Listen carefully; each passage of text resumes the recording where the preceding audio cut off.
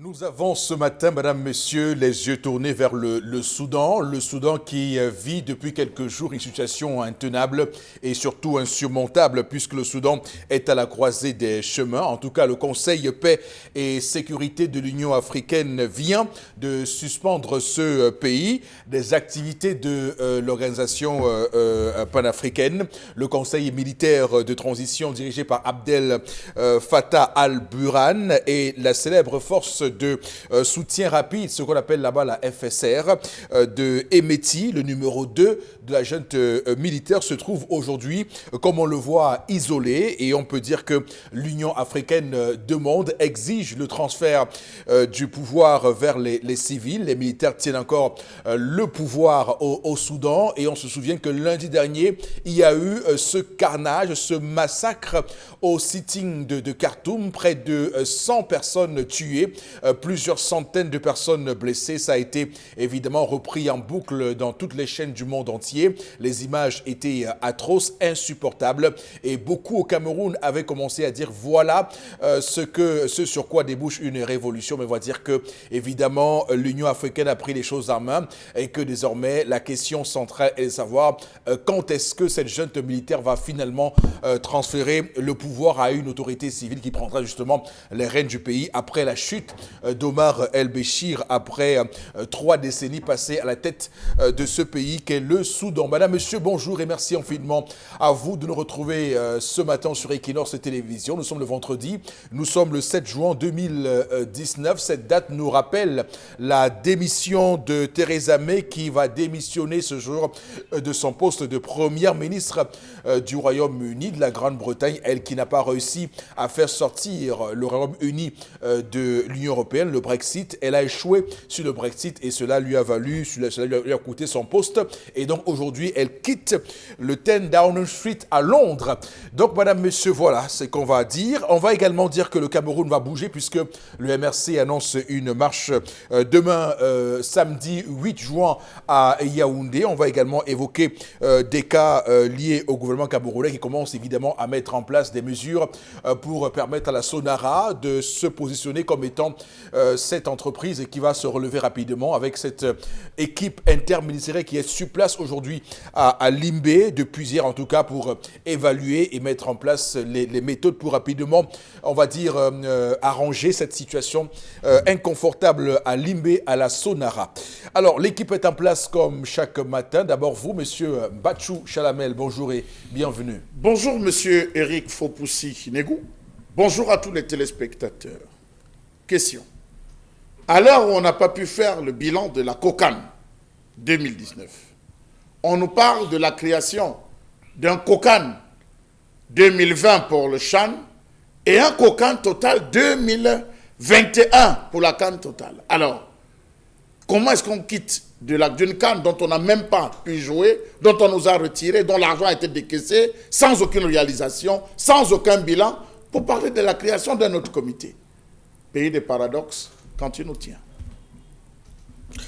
Voilà, on va dire que hier ici on en parlait et on disait clairement que on est en train de reprendre les mêmes et on recommence sans tirer les leçons qui s'imposent malheureusement. C'est comme ça qu'on fonctionne dans ce pays. On ne peut pas continuer comme ça puisque évidemment on voit les conséquences. Les conséquences sont lourdes du point de vue économique, du point de vue des finances, les caisses de l'État, l'argent qui est décaissé qui malheureusement se retrouve détourné par des personnes qui sont sans foi ni loi. On voit qu'il y a tout un gouvernement en prison aujourd'hui à Nkondengui. Il y en a un autre qui est aujourd'hui en fuite, qui est en cabale. Il a été ministre des Finances, Monsieur Issimi Meigné. Vous voyez les gens comme ça qui ont évidemment, qui sont accusés par la justice camerounaise de détournement de fonds publics, mais qui ont réussi quand même à s'enfuir de ce pays sans rendre gorge. Alors Monsieur Batchou Chalamel, on va le dire, est à retrouver à 10h30 pour sa rubrique. Ce sera une chronique, c'est la colère de Charles Hamel en ce vendredi. Également sur le plateau ce matin, Florazé, bonjour et bienvenue. Bonjour Eric Fopoussi, merci. Bonjour à vous sur le plateau. Bonjour à nos millions et fidèles téléspectateurs. Je vais rester en sport comme Charles Hamel, mais pour soutenir et parler des Lions indomptables qui ont donc réussi justement à se qualifier pour cette prestigieuse compétition. Donc elles vont également à travers cette compétition essayer de décourager tous ceux qui aujourd'hui ne croient plus qu'impossible n'est pas camerounais. Donc on est toutes ou alors tous derrière les Lions qui portent également, enfin on va dire que l'espoir de tout un peuple à travers cette compétition qui est très prisée et très suivie aussi par certains Camerounais comme moi. Dans le cadre de la revue des réseaux sociaux également, on va faire un tour à l'université de Douala. Vous savez, avec le climat qui fait, avec cette saison pluvieuse qui s'annonce terriblement, alors de ce côté, il fait plus bon vivre pour les étudiants et les enseignants. Ça sera l'image du jour et plein d'autres informations en complément pour ce vendredi. Alors, il n'y a jamais fait bon vivre à l'université de Douala, je tiens à vous le rappeler.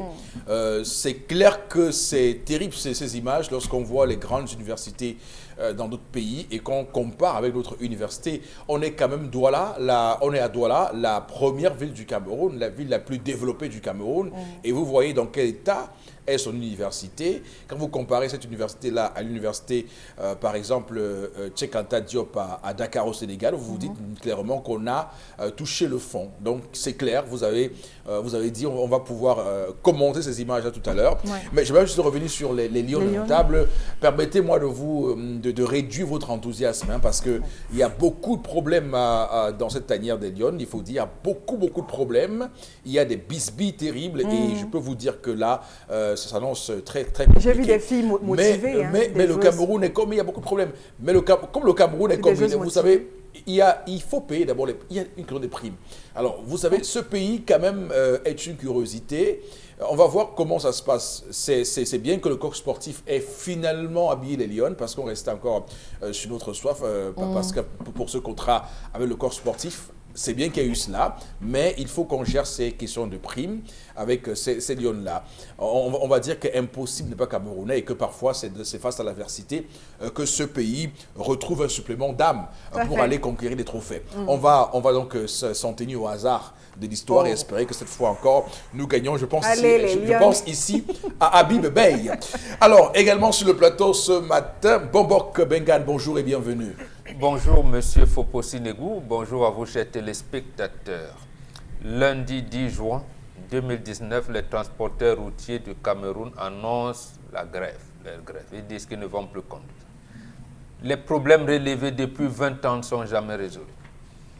Ils ont dit qu'ils en ont marre. Mais surtout, l'ingérence de l'administration publique au sein des syndicats. Ils en ont marre. On a créé des syndicats pour embêter des autres syndicats qui travaillent pour la régulation, pour la bonne mise en marche de certains aspects socio-professionnels dans notre pays, mais on veut perturber les syndicats. Au lieu de mettre en place une loi qui régit les syndicats, l'État du Cameroun n'a pas encore cru bon de le faire. Maintenant, ils vont entrer en grève dès lundi. Voilà, perturbation évidemment pour les clients du Cameroun parce que le Cameroun étant ouvert à la mer, le Cameroun est un point de passage pour ces pays qui sont dans l'interland comme la RCA ou le Tchad qui font passer leurs marchandises d'importation par le port de Douala et donc ces camions, ces transporteurs sont chargés de faire le corridor Douala-Djamena-Bangui et vous savez que sur ce corridor-là, il y a beaucoup de tracasseries, c'est pour ça que ces transporteurs vont se mettre en grève. 171 contrôles sur la route, c'est énormissime. On ne peut pas continuer comme ça avec des personnes qui ont fini par décourager ces opérateurs économiques qui se trouvent asphyxiés à une pression telle qu'ils ne peuvent plus supporter. C'est pourquoi ils sont en grève. Mais vous l'avez dit, ça fait 20 ans qu'on subit ces questions. C'est comme du chantage. Est-ce que cette fois-ci, ils vont aller au bout de leur logique et obtenir ce qu'ils veulent parce qu'on est un peu fatigué que chaque année on nous fait des grèves, on entend des grèves et puis quelques jours avant vous avez des gens qui viennent vous dire qu'il y a eu une suspension du mot d'ordre de grève. Donc j'espère que cette fois-ci ce sera la bonne et qu'ils vont retenir malgré ces syndicats, comme vous avez dit, des brebis galeuses qui viennent diluer leur combat. On va espérer qu'évidemment cette fois-ci ils tiennent bon et qu'ils réussissent à obtenir des garanties fortes, solides pour maintenir ce secteur-là dans une forme de prospérité et de développement. Alors, mesdames, messieurs, nous sommes le vendredi 7 juin 2019, je le rappelle une fois encore. On va démarrer le programme de ce matin avec la première rubrique. Voici l'histoire du jour qui est contée par Dominique Audrey Oyengelek. Bonjour. Bonjour Monsieur Eric Fopoussi, bonjour à vous sur le plateau et à vous à la maison également. J'ai été abordée hier soir par une jeune fille de 17 ans. Elle s'appelle Caroline. Elle a grandi dans une famille monoparentale. Oui, elle a juste été élevée par sa mère, son petit frère et elle. Il y a quelques jours, elle a terminé avec l'examen de baccalauréat. Et comme tout le monde le sait, après le bac, on célèbre généralement l'après-bac.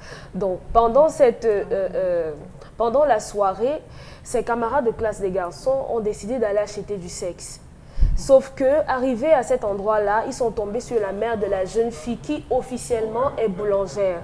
Ces enfants savent que leur mère sort toutes les nuits pour aller fabriquer du pain, puisqu'elle en rapporte tous les matins. Ses camarades reviennent, ils n'ont pas pu faire ce qu'ils allaient faire parce qu'ils étaient décontenancés. Et maintenant, ils disent à la fille, il se trouve qu'on a rencontré ta mère là-bas. La jeune fille, elle n'y croit pas, elle n'en revient pas, jusqu'à ce qu'elle se rende sur les lieux et qu'elle aperçoive effectivement sa mère dans une micro-tenue, entendez par là un soutif et un sous-vêtement, avec une longue mèche qu'elle n'avait jamais vue auparavant et tout ça et tout ça. Ce qui fait qu'elle est rentrée à la maison, elle n'a pas pu terminer sa soirée, elle est revenue donc nous voir, elle m'a envoyé m'adresser à Flora, elle demande à Flora ce qu'elle doit faire. Est-ce qu'elle doit dire à sa mère qu'elle s'est rendue compte que sa mère était une prostituée ou bien elle doit garder ça pour elle? Voilà. Alors, non, clairement, d'abord, cet enfant a quel âge? 17 ans. 17 ans. Ses camarades ont quel âge? Sensiblement 20 ans. Même âge. Mais ils font déjà recours à la prostitution. Non, ça c'est, non mais c'est courant, mais c'est à dénoncer. Dominique Audrey Oyengelek, c'est courant, mais c'est à dénoncer. Ce n'est pas possible ça. Malheureusement. On ne peut pas. Ils allaient acheter le sexe. Oui, y compris avec la fille. Non, la fille est restée assise au bar. Non, eux, ils allaient acheter avec la fille de la femme. Non. C'est en allant acheter qu'ils sont tombés sur la camarade de classe. Non, Chalamel, non, la fille était restée au bar. Il s'agit de camarades qui se retrouvent dans une soirée et les gars ont eu une envie et ils ont dit, attends un peu là, nous on va faire quelque chose et puis on revient. Voilà. Aussi simple que ça. C'est de ça qu'il s'agit en réalité. Et ça, c'est à là, dénoncer. ça n'éloigne pas ce que je pense. Ça veut dire qu'ils ont entraîné la fille, ils ont voulu participer, organiser ce que l'on sait. Ça n'a pas donné, ils ont continué. Donc, ça n'enlève pas. Quoi une partouze? Une partouze. Je n'ai rien dit. Non, Chalamel. J'attends mon temps de parole. Non, je pourrais faire une précision tout de suite. Hier, on citait ici les points. On citait ici les points névralgiques où on retrouve les travailleuses de sexe, puisque le terme est utilisé, le terme... Les vendeuses de plaisir. Non, les travailleuses de sexe, c'est ça qu'on appelle dans les organisations internationales. Les travailleuses de sexe se retrouvent, on le sait, au carrefour Nelson Mandela. Bon, j'ai raté ma vie pour qu'on se comprenne très bien. Et donc, imaginez donc que des élèves vont là-bas, il y a des bars là-bas, ils vont faire la partouze là comment? Je pose la question. On célèbre l'après-bac. Donc, j'attends mon je pose la question. Bref, je voulais dénoncer, je suis sérieux, je voulais dénoncer à 20 ans que des enfants n'aient pour seule passion que d'aller faire recours aux prostituées. Je trouve cela inacceptable. Je trouve que c'est une déliquescence, c'est une destruction tout à fait massive de notre socle social. Et ça, c'est pas possible. C'est courant, mais c'est pas possible du tout. Que des enfants vont s'amuser à payer, je ne sais pas combien ils payent pour ça, à payer de l'argent pour avoir recours à partir de 16 ans. Au sexe. Je trouve ça inapproprié et inadapté. Alors, ça c'est un. De deux, je voudrais dire que la prostitution est le plus vieux métier du monde. Oui. Je voudrais le dire ici. Je ne fais aucune révélation quand je le dis, tout le monde le sait. Et donc, de ce fait, le Cameroun, dans son corpus de loi, le Cameroun a pénalisé la prostitution. La prostitution est une infraction du point de vue pénal au Cameroun. Si vous êtes prostitué, on vous arrête, on vous met en prison pour cela. Mais contrairement à d'autres pays, comme l'Allemagne, qui a légalisé la prostitution, d'ailleurs c'est une profession légale, où on paye les impôts, où vous vous enregistrez, où vous avez des obligations. C'est-à-dire que si vous allez, vous allez recourir au service d'une prostituée en Allemagne et qu'il vous arrive quelque chose, vous êtes en droit de lui porter plainte et qu'elle vous dédommage. Ça veut dire que si vous chopez une maladie en allant chez une prostituée en Allemagne, vous êtes en droit de porter plainte contre cette prostituée et elle vous, je sais pas ce que, elle subira la sanction et la rigueur de la loi. C'est ce qu'il faut dire. Donc, ce sont des choses qui nous permettent de bien comprendre ce que cela représente pour ces Européens là-bas et ce que cela représente pour nous. Pour nous, ça reste une horreur, la prostitution. C'est pourquoi vous voyez, donc il y a cela. Mais on ne peut pas non plus écarter le fait que nous sommes dans un contexte où les gens sont pauvres, où les gens ont du mal à se nourrir et où on a une femme qui se bat seule pour nourrir son enfant. Elle a certainement été abandonnée par le père de l'enfant. Vous savez, il y a des circonstances de la vie qui font en sorte que les femmes se retrouvent parfois seules à élever les enfants. Alors, il y a toujours ce débat. Hein. Est-ce que parce qu'on n'a pas de travail, est-ce que parce qu'on a été, on va le dire, mis à côté et étant sur le plan social, qu'on doit forcément recourir à la prostitution? Est-ce que la prostitution est la voie facile, puisqu'on dit souvent que les gens cherchent la voie facile? Est-ce que être prostituée est facile? Alors, je vais commencer par vous, Boro Bengan, pour cette jeune fille qui découvre que sa maman, qui l'a élevée jusqu'à ses 17 ans, l'a fait par le biais de la prostitution. Alors, je dois dire qu'il faut d'abord déterminer les types de prostitution, mais le type qui est celui-ci, c'est celui du poteau. C'est-à-dire qu'elle se place au poteau pour se faire de l'argent. Non, il faudrait d'abord relever que cette fille est scandalisée. Elle est scandalisée par cette découverte, je dirais, entre guillemets, macabre. C'est qu'il y a une bonne chose. Voilà, c'est qu'il y a une mauvaise chose. Non, parce qu'elle rentre avec les déshonneurs. D'abord, ce sont ses camarades. Ça veut dire qu'elle a reçu bonne éducation, malgré le fait que sa mère soit... non, au contraire. Elle semble plutôt avoir une bonne 17 ans en classe terminale. Elle a une bonne éducation, donc elle a reçu une très bonne éducation. Non, on n'y est pas, on ne sait pas. On ne connaît pas quelle éducation elle a à la maison. Oui. Mais au niveau de l'instruction, 17 ans en classe terminale, c'est pas mauvais. Le fait qu'elle regarde ça et qu'elle soit estomaquée montre qu'elle a des valeurs. C'est pour ça qu'elle dit que ça veut dire pour moi qu'elle a une bonne éducation. Tout à fait. C'est pour ça qu'elle est estomaquée. Elle est estomaquée et pire encore, je veux dire, le déshonneur vient de ce que la découverte est faite par ses camarades garçons, par ses camarades garçons. Donc, il y a un certain genre de filles qui n'ont pour amis que des garçons. Et ils ne vont pas au lit. Ensemble, c'est-à-dire, ils blaguent et tout, ils sont là, même les jeux, non, ensemble, ils ne vont pas au lit. Donc, nous appelions ça amis simples. Voilà, amis simples. Donc, elle laisse estomaquée. Moi, je voudrais lui dire, si elle nous écoute, que non, il faudra en parler à maman, mais pas dans le sens des reproches.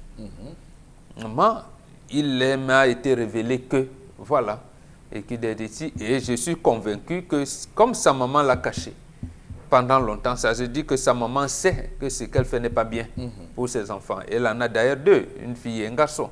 Donc, et là, elle sera maintenant amenée à lui dire, et c'est les circonstances, en fait, elle va se justifier. Ce n'est pas pour, comment je vais dire ça, se donner bonne conscience, non. Parce qu'elle sait que ce n'est pas bien, c'est pour ça qu'elle cache. Maintenant que les enfants sont relativement grands, et ils savent, elle va décliner, va leur dire, mais précisément en leur disant, ne faites pas. Ne faites pas. Et sûrement, maintenant, tout dépendra du comportement, comment on rend. Est-ce que la maman, si je m'en tiens j'allais dire à son attitude, et qu'elle va sûrement couler les larmes. Une maman qui est, j'allais dire, consciente, elle va couler les larmes, elle va appeler ses enfants, elle va couler les larmes, elle aura du mal à expliquer, mais elle finira par même. Donc elle va susciter un peu de la compassion avec ses mamans. Mais c'est ça en fait. Mais maintenant, il faudrait que son repentir, je veux dire, sa compassion soit sincère. Oui. Oui. Auprès de sa fille? Oui. Oui.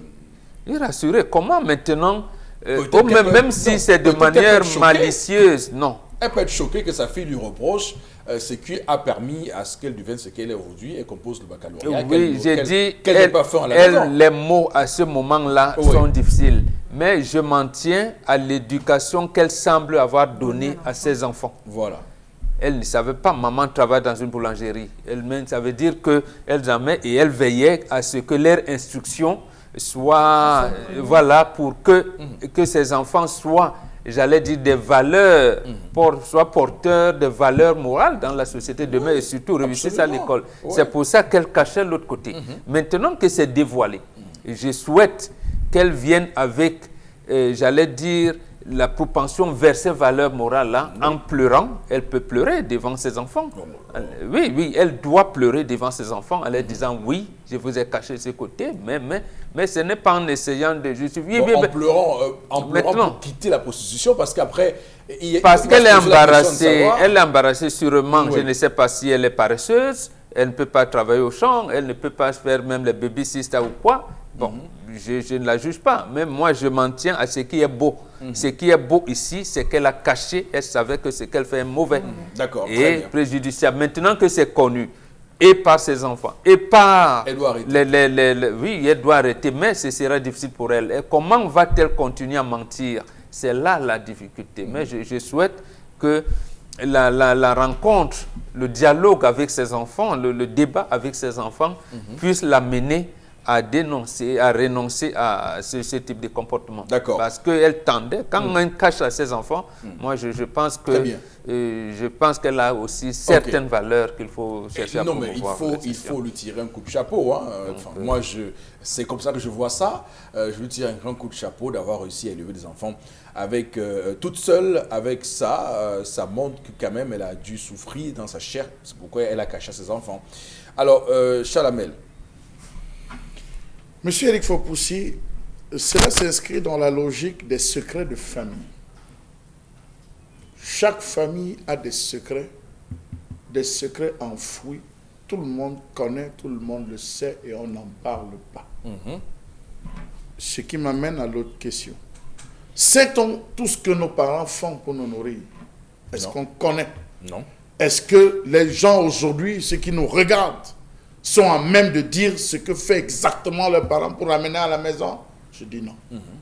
Je dis non, personne monsieur Éric Fopoussi. Mais des soupçons, ça existe. Des soupçons. Tout le monde à la maison a des soupçons. Monsieur Éric Fopoussi, il y a des jours, vous arrivez chez vous, vous êtes tendu, vous êtes nerveux. Vous avez envie de relater peut-être la crise, la colère que vous avez eue à votre lieu de service. Vous avez envie de parler. Et parfois, vous n'avez pas de meilleure personne pour vous écouter, meilleur auditeur que vos enfants, pour rester dans le contexte de la communication. Vous leur dites, voici ce que j'ai vécu, voilà. Vous avez envie de partager votre expérience, monsieur Éric Fopoussi. Et il y a des petits gadgets, il y a les célébrations 1er mai, il y a ci, il y a ça. On rentre avec des stylos Equinox, des t-shirts Equinox, des pagnes Equinox. On rentre avec des choses pour attester au moins aux yeux de ceux avec qui nous sommes, que nous accomplissions. Moi, je penserais autre chose, monsieur Éric Fopoussi. Ne sait-elle pas depuis que sa mère le fait? Bon, c'est une Permettez-moi, c'est une question. Elle a 17 ans. Hein. Je dis, monsieur, ne sait-elle pas depuis des années ce que sa mère fait? Une jeune fille, monsieur Éric Fopoussi, monsieur Éric Fopoussi, vous permettez, une jeune fille à 17 ans est très complice avec sa mère. Elle entre dans les effets de sa mère. C'est les rouges à lèvres qu'elle veut essayer, c'est des perruques qu'elle veut essayer. Elle dit, on dit bien, et elle a bien précisé, qu'elle avait une greffe. Oui, qu'elle n'avait jamais vue. Ça suppose qu'elle a vu sa mère. Ça suppose qu'elle a vu sa mère. Elle dit qu'elle ment. Non, monsieur Éric Fopoussi, permettez-moi, elle est restée assise. Non, Charles, l'histoire nous dit que ses camarades sont venus lui dire que ta maman est là-bas. Oui. Elle est allée voir. Ah non, elle n'a pas dit. Si. Mais c'est elle a dit qu'elle allait la voir? Oui. Elle a vu sa maman. Elle a vu sa maman avec une tenue qu'elle n'avait jamais vue. N'a-t-elle pas faim? Merci d'avoir... N'a-t-elle pas faim? Je continue. N'a-t-elle pas faim? Monsieur Éric Fopoussi, n'a-t-elle pas faim pour crier elle-même? Parce qu'elle était avec ses camarades. N'a-t-elle pas faim de jouer, de découvrir comme tout le monde pour qu'on ne la taxe pas? Je crois que la véritable question... a-t-elle donc faim à raconter l'histoire à Dominique? Oui. Aussi. Parce que la véritable question qu'elle voulait poser à Dominique, c'est comment dire à sa mère que ses camarades l'ont vu, ses camarades qui viennent à la maison, ses camarades qui mangent à la maison, ses camarades qui sont là, comment le dire? Comment soulever ce sujet avec la mère? Ça peut être ça, monsieur Éric Fopoussi. Il faut interpréter. Parce que là, on va dire, maman, sache que notre secret est dehors. Mais je ne peux pas le dire à maman. Je ne peux pas ouvrir la bouche pour le dire. Il faut savoir. C'est pour ça qu'elle vient voir Dominique Audreau Yengelek et lui dit, attention. Maintenant, voilà, j'ai découvert comment aborder le sujet. Mais comme entre la vérité, sa vérité et la vérité des camarades, et celle de sa maman, il faut savoir, il faut connaître l'approche elle est obligée d'avoir des conseils. Alors, moi, je pense, M. Eric Fopoussi, j'ai commencé par poser des questions, Florazé. Je me suis dit, est-ce qu'elle ne sait pas? Parce qu'il y a des doutes. On sait que nos mamans font des tontines. On sait, généralement, à la mort, selon dit, votre maman doit à la tontine 1 million de francs. Oui, au moins, on sait, les enfants se regroupent. On sait que maman faisait une tontine. On sait que maman faisait ceci. On sait que les premiers mai, lorsqu'elle sort, il y a les retrouvailles. Il y a des choses que les enfants, sans le vouloir, c'est une curiosité. C'est une curiosité. Une maman qui rentre tard, tout le temps va venir dire, maman, mais tu rentres tard comme ça, pourquoi? Par rapport à quoi? Bon, c'est vrai, le pain, tout le monde rentre avec le pain. Est-ce que c'est parce qu'on rentre avec le pain qu'on est forcément boulanger? Non. Je crois qu'il y a des enquêtes que les enfants mènent. Et à ce niveau, cette fille... à cette fille... sur les parents. Mais bien sûr, non, si, monsieur. Un enfant qui n'enquête pas, c'est pas bon. Il faut savoir. Il faut savoir, monsieur. Arrêtons un peu quand même. Monsieur, arrêtons un peu quand même. Je vais vous dire quelque chose. Et les gens nous regardent. Généralement, lorsque le père tombe, ou la maman tombe, vous avez des gens qui viennent s'asseoir. Vraiment, l'homme a été mauvais. L'homme a été méchant. La femme, là, ce qu'elle faisait ici au quartier. C'est des choses qui se rencontrent. Et ça brise parfois. Ça brise. Donc, l'enfant doit connaître. C'est vrai que les parents ne peuvent pas s'asseoir pour dire, je fais ci, je fais ça. Mais il y a des choses. Par exemple, dans certains quartiers, vous allez voir des enfants dire, maman, j'espère que tu ne dois pas à tel. Il y a telle femme qui te cherche depuis tel jour. J'espère que tu ne lui dois pas de l'argent. On entend ces choses, monsieur, il faut pousser. Il y a des enfants qui savent que les mamans ont telle propension. Donc, dans ce sens... J'ai l'impression que vous vous contredisez. Je ne me contredis pas. Je dis c'est un secret de famille. Vous avez dévoilé ici qu'un enfant de 0 à 10 ans, le travail là que vous... Voilà. De 10 à 20 ans, disciple. Vous le sortez, mais là, qu'un enfant, monsieur, il faut devenir enquêteur. En quel âge? Monsieur, faire de papa et de maman. Monsieur Eric Fopoussi, c'est la nature. Oh là là. C'est la nature. C'est à ce moment que devient le disciple. Je t'ai toujours dit que n'entre pas ici, n'entre pas dans cette chambre, parce que cette chambre c'est ci, parce que cette chambre c'est là. Oui. C'est là le moment de l'enseignement. Mais vous ne pouvez pas tuer la curiosité de l'enfant. Arrêtez de penser que, parce que j'ai dit une chose, je me contredis. Non, ça je suis désolé, vous devez retirer vos propos. C'est une offense. Non, mais non, si, c'est l'éducation. L'enfant est trop curieux. C'est la raison pour laquelle, traditionnellement, on envoyait les enfants chez les grands-mères. Parce que la grand-mère, elle n'avait pas froid aux yeux. Elle appelait chaque chose par son nom. Question. Oui. L'enfant enquêteur, là, je n'ai pas dit enquêteur, monsieur Fopoussi. J'ai dit tout enfant a cette curiosité d'entrer dans les affaires de son père. Papa envoie, il va dans la chambre, va dans la veste qui est là, tu récupères telle chose, tu récupères 1000 francs. L'enfant va d'abord aller retirer tout. Les cartes professionnelles, c'est des choses pour rentrer avec le permis. Permettez-moi, vous rentrez avec votre permis, les clés, vous donnez à l'enfant. L'enfant va d'abord ouvrir pour regarder. C'est la curiosité de tous les enfants. Quand je dis enquêteur, vous vous arrêtez au premier degré. Mais tout enfant est curieux de savoir ce qui se passe. Maintenant, sauf que quand vous avez une posture qui m'embarrasse un tout petit peu parce que maintenant, comment on doit parler à cette jeune femme qui vient, à cette fillette, une jeune fille qui a contacté Dominique Audrey ce matin. Monsieur comment on lui parle? Parce que désormais, c'est très simple. Qu'elle dise à ses parents, qu'elle a dit à sa mère, maman, mes camarades ont découvert notre secret. C'est tout. D'accord. Alors, Florazé, vous avez la parole. Vous avez écouté suffisamment Charles Lamel, battu comme nous sur ce plateau. Qu'est-ce que vous dites? Non, je dis que la jeune fille, l'enfant dans l'histoire du jour a l'attitude, a adopté une très bonne attitude. Ça veut dire se poser des questions parce qu'elle est traumatisée. Et déjà, bravo à la dame, à sa mère, qui cède et exerce un métier où on tronque son honneur contre de l'argent, où on a le vice qui vous colle à la peau et autres.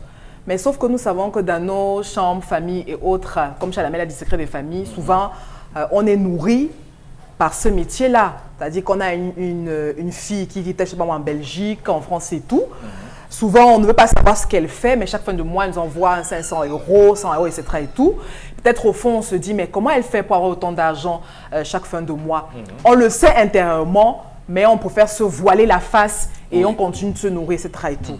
Non, dans l'histoire du jour... Et il faut dire qu'il y a meilleure prostitution, hein. Il y a les call girls, les call girls. Bon, oui, vous dites meilleure, mais oui, prostitution égale prostitution. Non, bon, vous dites meilleure prostitution. Vous allez se mettre sous la pluie à mini-ferme, là, à Yaoundé. Il faut qu'il y ait des maisons closes bien, il faut qu'il y ait des personnes Il y en a qui font une prostitution de luxe. Je le dis, c'est vrai.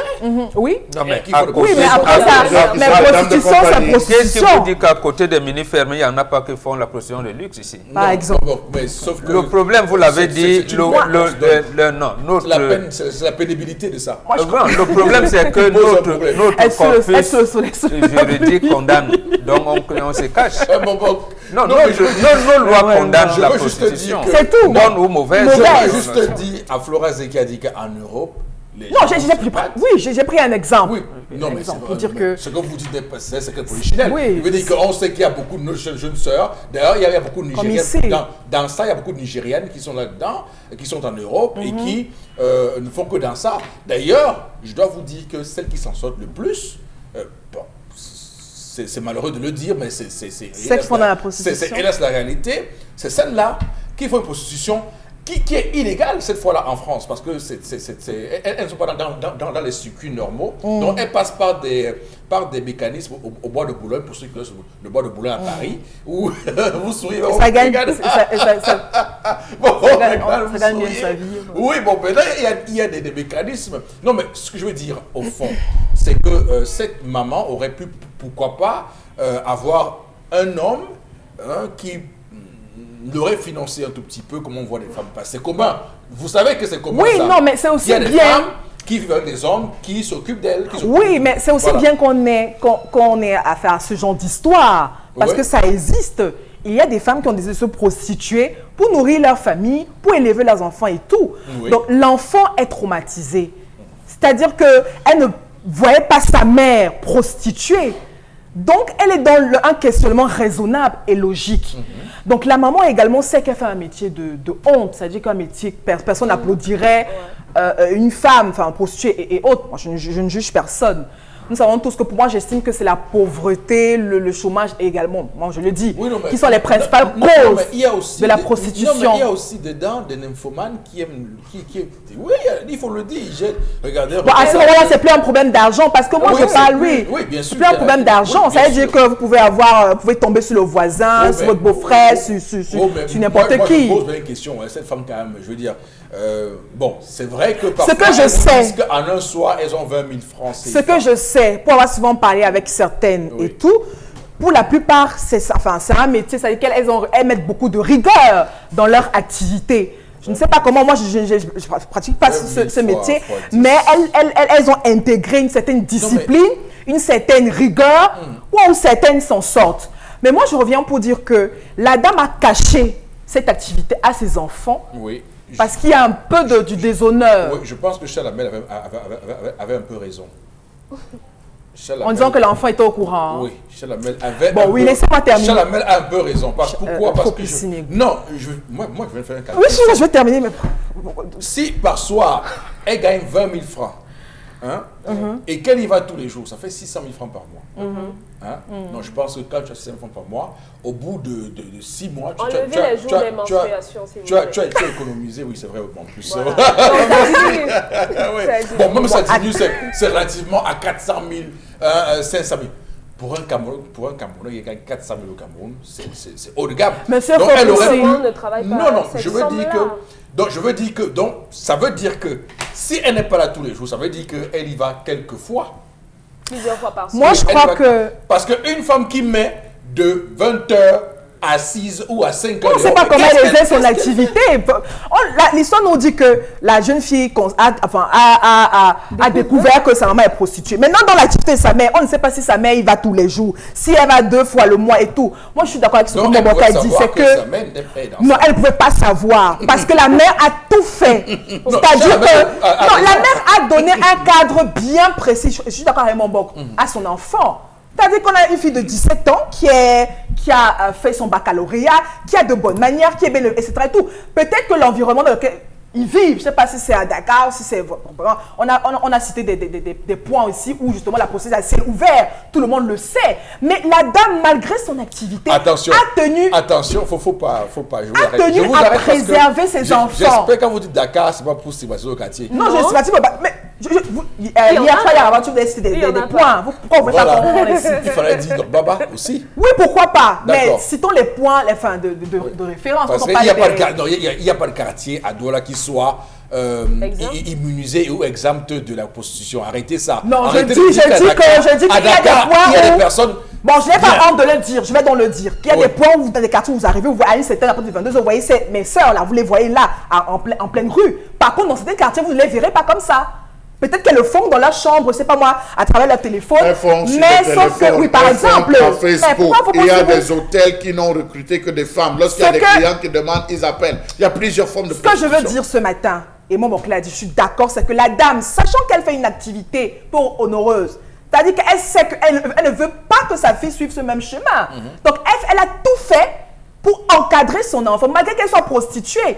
Sa fille à 17 ans va avoir son bac, ira à faire des études universitaires. Donc on sent une femme qui se préoccupe, peut-être qu'il n'a pas eu le choix dans sa vie, moi je dis ainsi, de pratiquer cette activité, mais au moins pour subvenir aux besoins de sa famille. Ça, je m'aligne derrière elle. Maintenant, j'étais la pierre parce qu'elle est prostituée. Ok, ici. Bon, un mot avec Dominique Audrey Oyengelek sur l'histoire de ce matin. Dominique Audrey, allez-y. Pour en avoir côtoyé, puisque j'ai grandi à Mini-Ferme, je peux vous dire que pour la plupart, ce sont des c'est vrai, vous avez... oui. Ok, d'accord. Ce sont des femmes admirables. Parce qu'on se retrouve... Oui. Oui, ce sont des êtres humains. Dans cette histoire, le mot sacrifice que Flora aime employer trouve tout son sens. Monsieur Fopoussi. Vous voyez? Merci. Merci. On ne peut pas se sacrifier. C'est des femmes, c'est ça. Dominique Audrey. Une prostituée est une femme. Attention, un peu le calme, pardon. Dominique Audrey, je ne vous laisserai pas dire sur ce plateau. Pourquoi? Vraiment. Parce que d'abord, premièrement, nous sommes un plateau républicain et citoyen. Oui. La prostitution est comme le vol au Cameroun. C'est une infraction. Oui. Quelqu'un qui se prostitue au Cameroun est une infraction. Je vous dis ça parce que c'est important. Et puis, dans le sens des valeurs morales au Cameroun, on ne peut pas le dire parce que les jeunes filles nous écoutent, elles viennent finir le bac, elles sont à la maison, elles nous regardent et elles pourraient penser. Mais Dominique n'a pas dit qu'il faut faire la prostitution. Non, quand vous dites elle parle de la personne. Qu'elles sont admirables, non. Elle parle de la personne, elle dit qu'elle a côtoyé la personne, donc la femme. Je dis non, je suis désolé, on doit être dur et rigoureux. Je dis non. Pour ça. La mère de l'enfant, la mère des enfants qui se prostitue pour que ses enfants aillent à l'école, mange, se sacrifie. Et c'est admirable parce que toutes les mères devraient le faire. Il y a d'autres métiers. Vous pouvez aller elle n'a pas de prostitution, laissez Dominique terminer. Quand elle parle de sacrifice, généralement dans les rues, on a des femmes qui ont deux mains, deux bras, elles portent les enfants et posent des assiettes devant. Pour qu'on mette 100 francs 50, c'est quoi? C'est ça? Là aussi, c'est répréhensible. Voilà une femme qui s'est retrouvée seule avec ses enfants. Ses enfants ne vont pas aller à l'école. Elle n'a pas de fonds de commerce. Qu'est-ce qu'elle fait? Elle n'a pas d'homme pour s'entretenir. Elle n'a pas d'homme. Parce que les hommes, quand tu as déjà un enfant, il va te dire qu'il ne peut pas s'occuper de toi, le père des enfants. Non, moi, c'est une femme, pour moi, vraiment, elle a mon respect, le respect d'Oyengelek. Dominique Oyengelek, je suis désolé parce que lorsqu'on a fait le premier calcul, le premier mois, on arrondissait de 400 les 500 000. On ne sait pas comment elle vit. Ça suppose qu'elle... Vous pensez qu'elle a 200 francs? On ne sait pas comment elle vit. Non, mais vous êtes en train d'encourager. Vous êtes en train de favoriser la prostitution. Non. Je vous dis avoir une glacière. Une glacière pour vendre de l'eau. La glacière coûte au bas, une bonne glacière, 15-20 000 francs. Vous avez une glacière, puisez de l'eau. Je pense pas que ça fait 20 litres d'eau. Vous avez les 20 litres d'eau minimum à 50 ou 100 francs. Vous chargez et vous vous placez sur le long de la rue avec un gobelet pour servir. Il y a des gens qui vont acheter ce gobelet. Arrêtez de penser. Non, c'est pas l'histoire du jour. Nous ne sommes pas encore au niveau de la reconversion sociale de la femme. Nous sommes vous êtes au niveau de l'encouragement. Nous sommes au niveau de la gestion d'une crise qui est à survenir. Vous ne pouvez pas. On condamne. Tout le monde a condamné cette option. Et tout le monde a dit c'est pas noble. Maintenant, il y a la femme. Elle dit quoi à sa fille? Non seulement c'est pas noble, mais elle dit quoi à sa fille? Alors, on va lire quelques messages, parce que le temps qui nous est imparti pour cette affaire est complètement écoulé. Mais allez-y pour quelques messages de nos téléspectateurs, eux aussi, qui souhaitent avoir voix au chapitre. Allez-y. Alors, la toute première réaction, c'est le pays qui est dur. Si elle prend ce risque pour subvenir au bien de ses enfants, je suis d'accord avec elle, que d'aller dans des églises réveillées tous les jours et les enfants n'avancent pas. 17 ans en terminale, chapeau à cette femme battante. D'accord. Une autre réaction ce matin. Pour moi, cette fille n'a pas le droit de juger sa mère, car sa mère l'a élevée en l'envoyant à l'école, l'a nourrie avec cette prostitution. Si cette femme était restée dans la rue, où serait-elle avec ses enfants? De nos jours, si cette femme a pu payer la pension à ses enfants jusqu'en terminale, c'est qu'elle veut que sa fille ait une vie meilleure que la sienne. C'est Loïc Sino qui réagit. D'accord, on s'arrête là. À Village. On s'arrête là. On va forcément se diriger vers une sorte d'encouragement à la prostitution. Madame, monsieur, on va tout de suite se basculer dans... Oui, bien sûr, si on conjugue ces messages, on va être dans l'encouragement à la prostitution, c'est clair. Et ce plateau ne fera jamais ça. Ils vont faire ça ailleurs, mais pas ici. Non, Florazé, je refuse. Non, on a condamné l'activité, mais moi je veux voir ce qu'il y a en la personne. Mais c'est tout. Florazé, vous tirez ce discours-là en off, voilà. Voilà, c'est bien. Donc vous me menacez en direct? Non, pas moi, je vous dis que vous me menacez, monsieur Fopoussy-Negou? Ah, je vous menace? Oui, vous me menacez. D'accord, très bien, merci. Voici, madame, monsieur, la colère de Charles Hamel.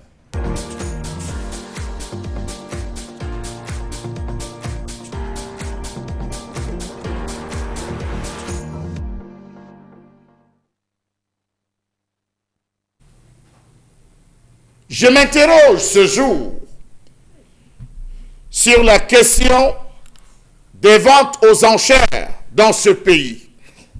Les ventes aux enchères. Un peu partout, dans nos différentes villes, on assiste à des drôles de ventes aux enchères. Quelles sont les bonnes? Quelles sont les mauvaises? Au port, vente aux enchères. Dans les ruelles, on se retrouve avec des appareils électroniques dont on procède aux ventes aux enchères. On parle de saisie à gauche, saisie à droite. Qu'est-ce qui est vrai autorisé? On s'interroge. Comment comprendre que le principe de la vente aux enchères, depuis plus de 20 ans, se veut à tête chercheuse entre corruption, arnaque, filouterie et mafia? Comment comprendre que les vendeurs de véhicules d'occasion boudent de plus en plus les ventes aux enchères organisées par certains acteurs de la filière? On est parfois appelé à récupérer l'ensemble des véhicules des fourrières et procéder à la vente aux enchères. C'est beau.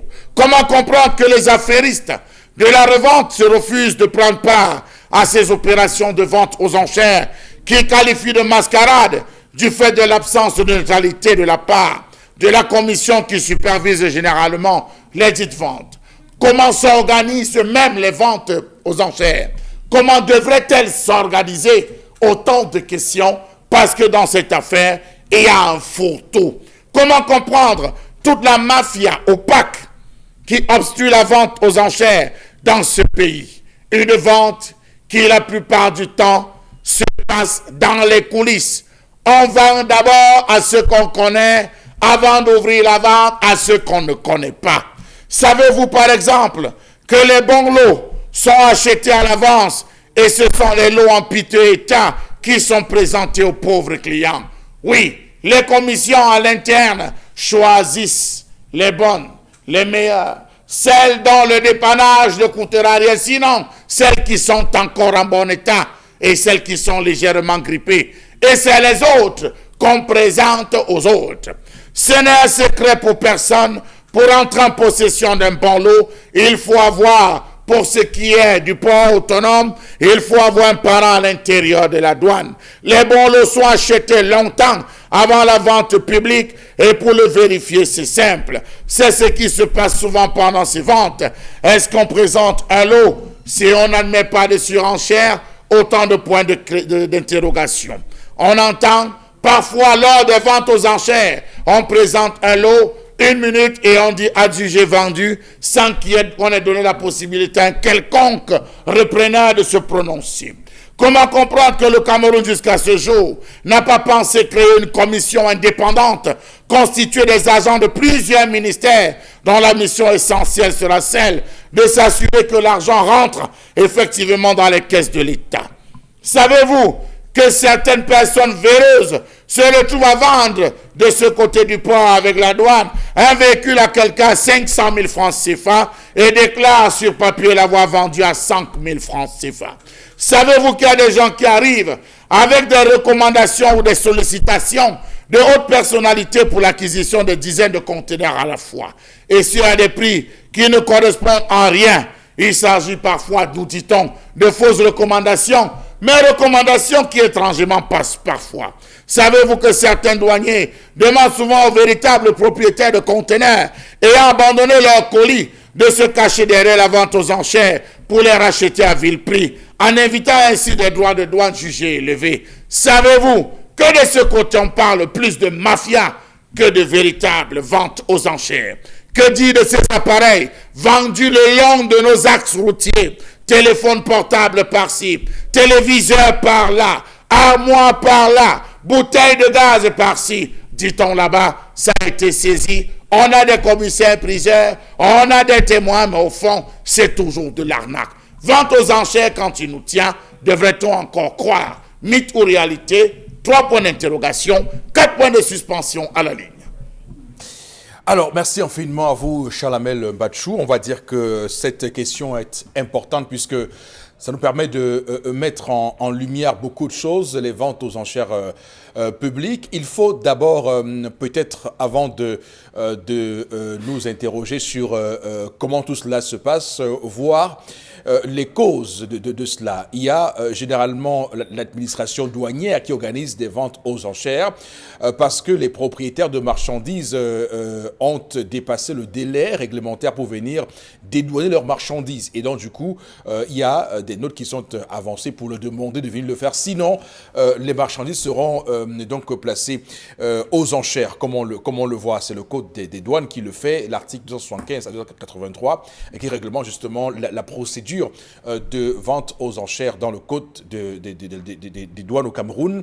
Il n'y a pas seulement ce registre-là, il y a également parfois ceux qui, par exemple, tout récemment, on a vu qu'à la communauté urbaine de Yaoundé, il y a eu une vente aux enchères de véhicules abandonnés aussi. Donc, on peut les récupérer. Et lorsque un délai est passé, que personne n'est venu réclamer, avec évidemment par voie d'huissier et un commissaire-priseur, on met tout ça aux enchères. On a également vu les ventes aux enchères pour les pressings, ceux qui ont les vêtements. Parfois, vous avez des gens qui viennent nettoyer les vêtements dans votre pressing et qui dépassent le délai pour retirer le vêtement. Donc, souvent, ils empilent les vêtements et à passer un moment, ils demandent à un huissier de venir, évidemment, constater et mettre ces vêtements aux enchères. Donc, voilà des cas il y a des cas et d'autres qui peuvent évidemment conduire à la mise aux enchères de certaines marchandises ou de certains produits. Alors, bon, Bengan Charles-Amel décrit ici la mafia qui existe autour de cela. Il estime qu'il n'y a pas de transparence dans les opérations de vente aux enchères au Cameroun. Donc, je pense que dans une grande majorité, oui. Il n'y a pas de transparence, mais sans, j'allais dire, valider le vol, je disais que c'est compréhensible. D'accord. C'est compréhensible. Vous avez énoncé un certain type tout à l'heure pour parler de la douane.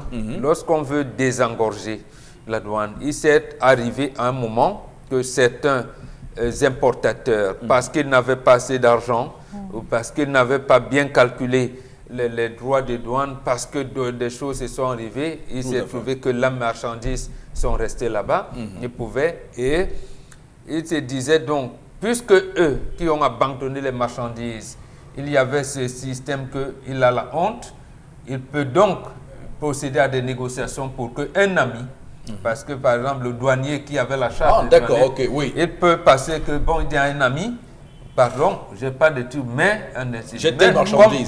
Comme j'ai ce douanier qui connaît de dire, gars, bon. Mais c'est encore plus de mafia, ça. C'est encore plus de mafia. Justement, parce que vous avez dit, à un moment, ça doit être encadré par le commissaire-priseur qu'on connaît, mais à un moment donné, il y avait aussi des ventes aux enchères qui ne portent pas.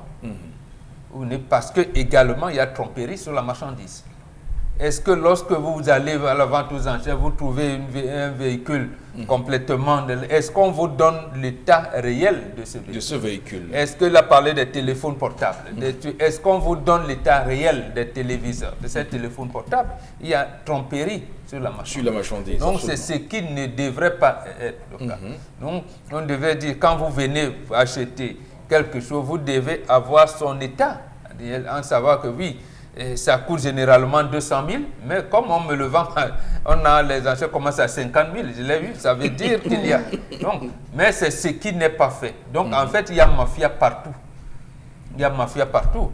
Mais même ceux qui viennent acheter, on l'a parlé d'études, tout le monde ne procède pas par le contournement. Il y en a qui viennent, j'allais dire, de bonne foi. Parce que j'ai aussi vu la dernière vente aux enchères de douane. J'ai vu des amis qui ne sont pas, ils ont acheté des véhicules.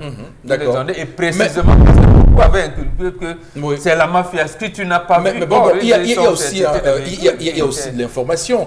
Il y a beaucoup d'hommes d'affaires qui sont enrichis, qui ont acheté des immeubles à 1 milliard de francs, des immeubles qui coûtaient parfois 100 à 50 fois plus cher. Vous voyez, par exemple, il y a d'ailleurs, c'est une conférence qu'on faisait tout récemment de homme d'affaires qui me disait qu'il avait un immeuble qu'il avait pris comme ça de manière rapide. Il y avait une urgence et rapidement, il était le premier sur l'information. Il a rapidement rameuté ses amis, ils ont pu cotiser ce qu'il a à cotiser, ils ont racheté le produit. Donc, il y a quand même l'information qu'on doit avoir au départ. Et l'information, vous savez, l'information coûte cher, l'information a un prix. Oui, absolument. Oui. Maintenant, les huissiers de justice, comme ça, qui lancent l'information pour ces cas-là, comment dire, saisie, une saisie immobilière quelque part, bon, l'information est généralement affichée où? Soit au niveau de la banque, soit dans le Cameroun Tribune, bon, le journal officiel n'est pas là, ou dans les radios. On annonce, mais l'information n'est pas accessible à tout le monde. Ou bien au moment où ça se fait, vous êtes occupé ailleurs. Moi, je ne condamne pas cela. Ceux qui ont l'information au moment précis, et s'ils ont les moyens, peuvent mobiliser, ils achètent. Je ne trouve pas de... Ce que je trouve de gênant, précisément, c'est comment je vais dire ça, ces réseaux qu'on a créés pour tromperie sur la marchandise et favoriser certains amis pour avoir la bonne marchandise et laisser le reste. Maintenant, quand le reste est là, en principe, l'État devrait même, est-ce qu'on ne recycle pas, même la carrosserie? Donc, le problème, c'est le tripatouillage qui existe partout parce qu'on a laissé tout le monde se débrouiller. Et rien n'est plus véritablement encadré comme le prévoyaient les textes que vous avez si bien cités. D'accord. Florence, allez-y, vous avez également la parole pour cette affaire. Oui, j'ai toujours pensé que il était mieux pour même les importateurs de payer leurs droits de douane, c'est-à-dire pour permettre qu'il y ait des congestions au niveau du... Mais pourquoi justement certains importateurs abandonnent leurs conteneurs, leurs marchandises? C'est parce que justement, il y a un problème de moyens et d'argent qui est resserré, c'est-à-dire qu'on ne comprend pas pourquoi au niveau de la douane, il y a autant de problèmes quand il faut justement sortir une marchandise, un conteneur et autres. Donc vous croyez qu'un Camerounais, c'est de gaieté de cœur qu'il abandonne ses voitures, sa marchandise et tout? Non! Maintenant, comme la colère l'a dit, c'est que justement on se sert de ça pour opérer et pour mettre en place justement ces tentatives de trafic d'influence, les manigances et autres. En quoi ça rapporte à l'État ou même à notre économie? En rien. C'est-à-dire que tout ce qui est corruption, manigance et tout ne nous rapporte rien. Au contraire, c'est un bloc. Vous bloquez l'économie pour rien parce que justement à cause des valeurs personnelles, des magouilles personnelles pour des intérêts personnels. Et c'est ce qui se vit justement au niveau de notre douane au port autonome. Vous savez que vous voyez un port qui a pratiquement 800 conteneurs de véhicules, mais attendez, de marchandises. 800! Mais c'est grave! C'est-à-dire que c'est très grave, c'est un frein énorme à l'économie. Maintenant, on vous dit vente aux enchères. À travers la vente aux enchères, il y a déjà un trafic d'influence. Il y a dans les appels qui se font et tout. Normalement, quand les bonnes marchandises ont déjà été évacuées, c'est ce que Chalamel a dit, c'est-à-dire maintenant la tromperie au niveau de la marchandise, etc. et tout. Non, c'est du n'importe quoi. Il faut tout réformer. Moi, c'est mon avis. Alors, on va clairement le dire ce matin. D'ailleurs, je préfère le dire pour que tout le monde le sache. Pour ceux qui font des saisies immobilières ou des saisies de biens mobiliers et qui, évidemment, parfois trafiquent, comme on le voit, l'information pour ne pas publier comme la loi l'exige, je tiens à leur dire qu'on ne va pas continuer comme ça, en réalité. Chalabel, on va revenir à vous tout à l'heure. Hein.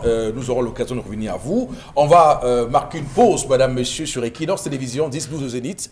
Nous sommes de retour dans un court instant. À tout de suite.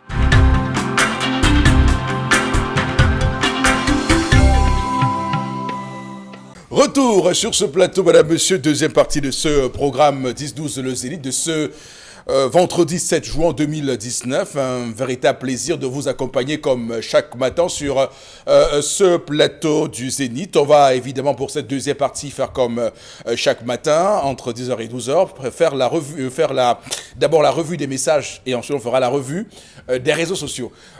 Florazi, allez-y. Alors, Anatole réagit par rapport à la colère de Charles. Mais il dit des fois, ton véhicule est même dépiécé et tu es obligé d'abandonner. J'ai été victime la semaine dernière. C'est vrai.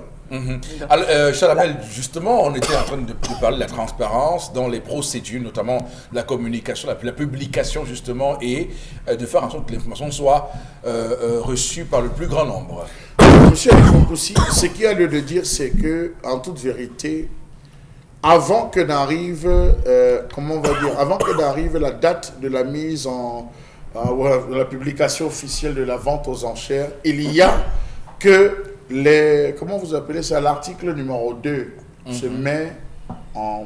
Les avantages de toute nature prévus par la réglementation en vigueur. Ces avantages se mettent en branle. Vous avez des gens qui font, lorsqu'ils sont au courant, qui descendent les premiers avec ce qu'on appelle des recommandations. Il nous a été recommandé de fouiller. Il y a des véhicules là-bas qui sont garés depuis, mais qui démarrent. Il y a des véhicules légèrement grippés, monsieur, il faut pousser, il faut 2 ou 3. On récupère des voitures. Vous avez des gens qui font venir des voitures de près de 100 et pousser 1 million, hein, monsieur, il faut pousser. Des gens qui font venir des caisses. Ça, il faut descendre pour voir, je prends seulement le cas des voitures. Vous avez des gens qui font venir des voitures que lorsqu'ils sont assommés par la douane, ils préfèrent se débiner. Ces véhicules sont répertoriés, stockés quelque part. Au moment où on va organiser, il y a des gens donc, qui descendent, qui vont récupérer ces véhicules pour cet article 2.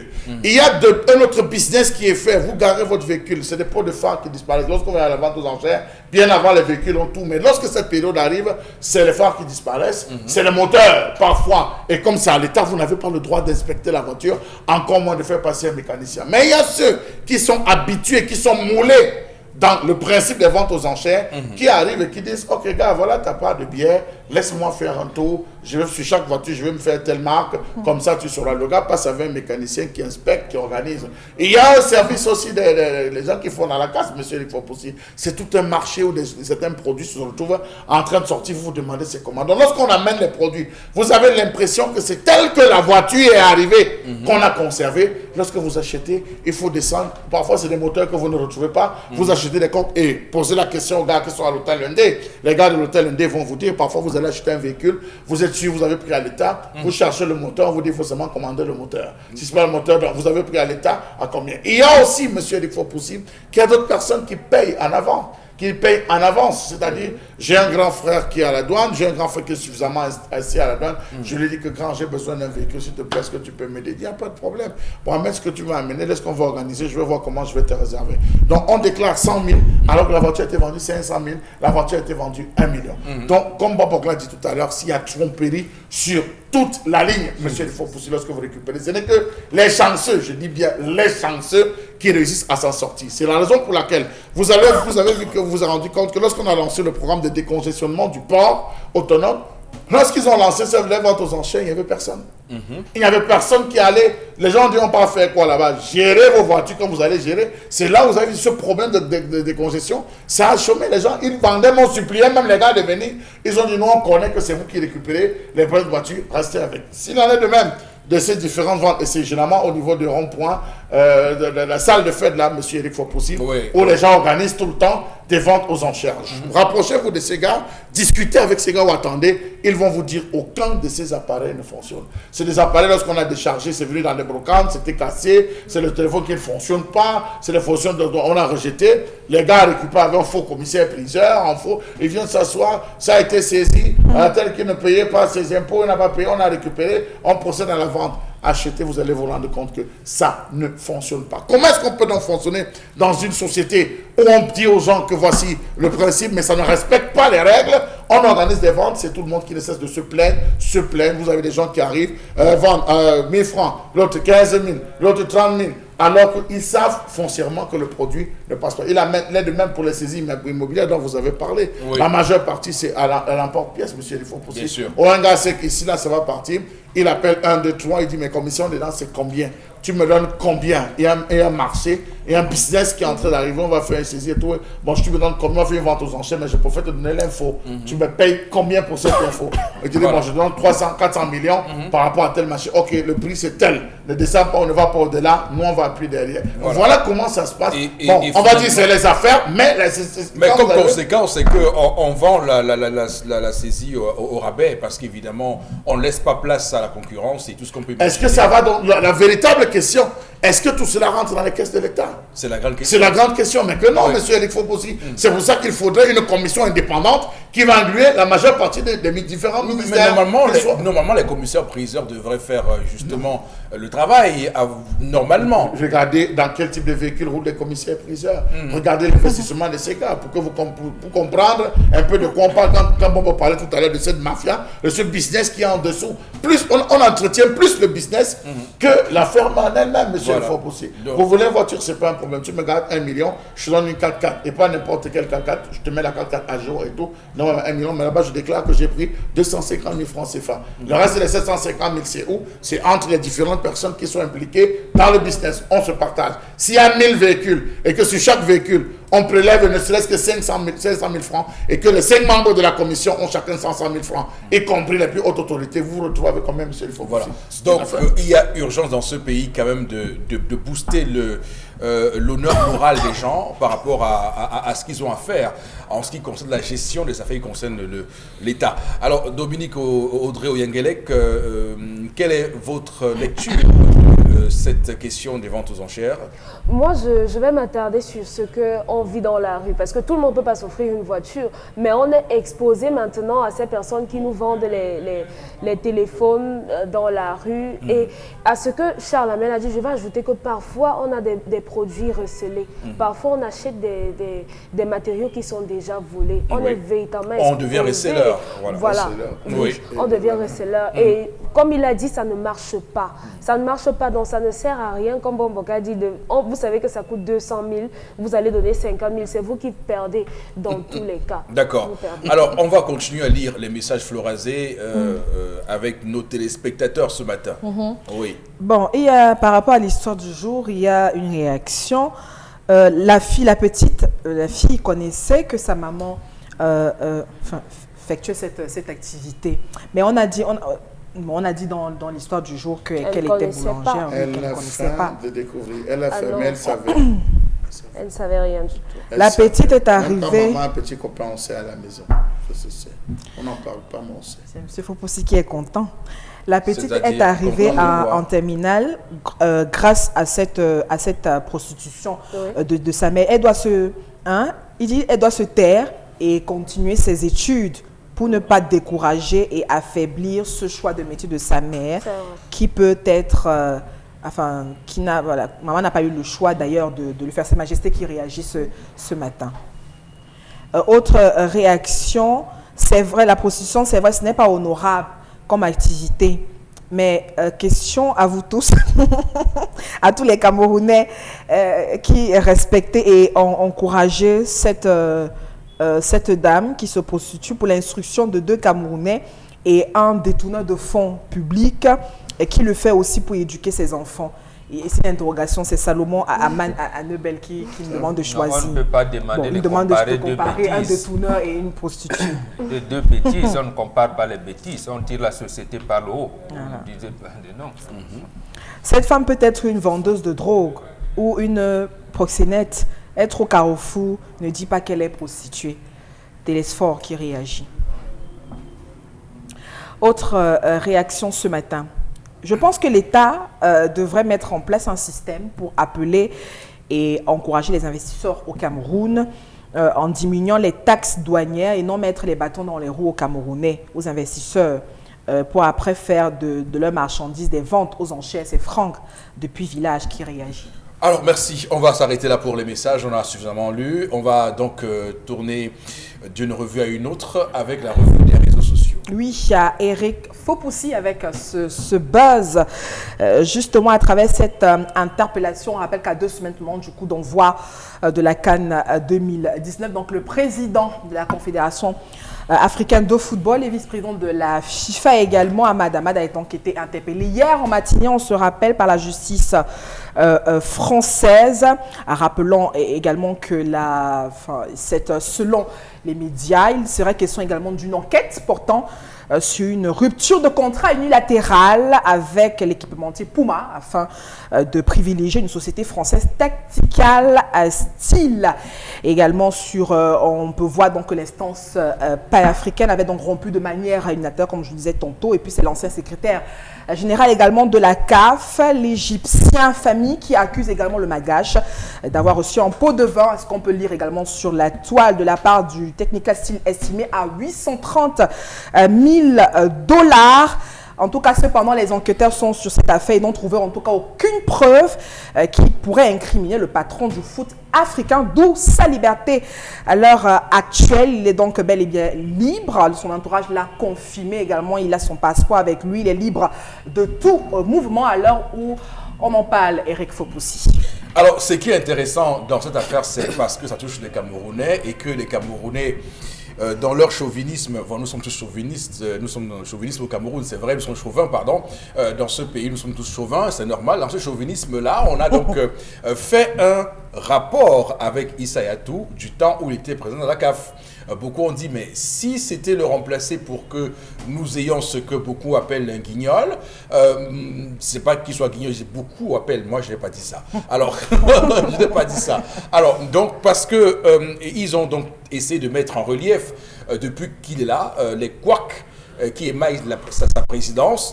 D'abord, vous savez qu'on sort d'une finale retour de la CAF, de la Champions League africaine, qui a été émaillée par une erreur d'arbitrage sur la VAR. Et donc, il avait validé ce match-là, même si le comité exécutif a décidé de rejouer ce match en terrain neutre. Il y a également qu'il avait été refoulé, souvenez-vous, de la frontière avec les États-Unis, souvenez-vous, ça avait fait le buzz et beaucoup avaient encore tourné au ridicule son image. Et donc, il y a cette affaire de la CAN 2019, CAN 2021 qui a été géré comme il a été géré. Beaucoup n'ont pas bien compris sa gestion. Et donc, finalement, le cas précis ici de cette interpellation à Paris. Beaucoup estiment que la CAF va un peu dans tous les sens depuis que Issa Yatou, depuis la Banque européenne. Qu'est-ce que vous dites à ça? La CAF était dans la même situation, même au moment où M. Yatou était là. Lui-même, il a été mis en examen à plusieurs reprises. Il en est sorti. Le problème qu'il faut savoir, qu'il faut relever de mon point de vue, c'est la réaction de la FIFA. D'abord, l'ancien secrétaire général de la FIFA, notre sœur sénégalaise Famille, a dit que c'était regrettable. Mais la FIFA elle-même revient en disant, quoi qu'il arrive, il faudrait que la justice française leur transmette les documents, les éléments d'enquête qu'ils ont. Ça veut dire qu'il y a une commission d'éthique à la FIFA, Voilà. que même si on ne vous condamne pas sur le plan juridique, à l'intérieur de la FIFA, vous pouvez être sanctionné.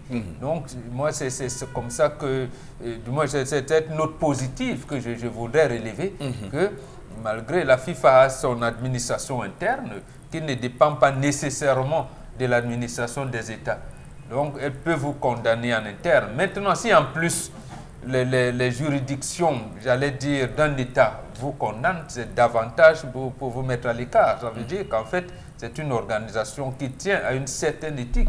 Et on sait que là où l'argent circule, il y a des appétits qui sont grands. Donc, on n'a pas raison au Cameroun de nous, on va dire, de dire que la CAF, ça va dans tous les sens là-bas désormais. Non, non, la CAF a toujours fonctionné comme ça. Non. Que ce soit avant M. Ayatou, pendant qu'il était là, il y a eu problème, monsieur. Non, pas à ce niveau-là quand même. Pas au niveau où, le président de la CAF soit à chaque fois, comme on le voit, remis en question, à chaque fois comme on le voit.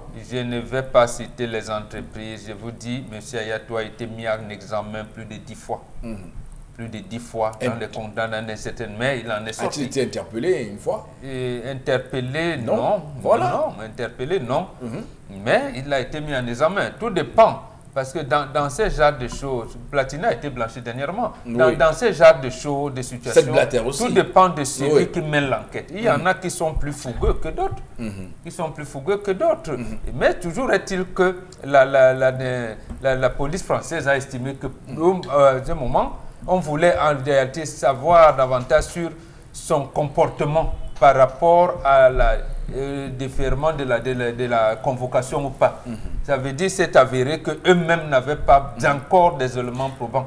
Tout récemment, il y a eu une autre affaire où, dans un premier temps, son visa lui avait été refusé d'entrer aux États-Unis.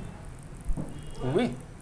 À un président de la CAF. Vous imaginez ce que ça représente en termes d'image. Bon, si vous voulez, on peut remonter à plus loin. Oui. Les États-Unis ont un compte à régler contre la FIFA. Oui. Les États-Unis avaient un candidat, jordanien, qu'ils voulaient imposer. Et c'est d'ailleurs eux qui avaient déclenché toutes ces procédures au sein de la FIFA. Mais Ahmad, il est pour rien. Le pauvre n'était pas là quand on votait cette affaire. C'était l'époque d'Issa Ayatou. Mais Issa était au devant de la scène. Oui. Ahmad a été ministre des Sports, il a été président de fédération chez lui. Oui. Il était président de la fédération, il était membre du comité exécutif de la CAF.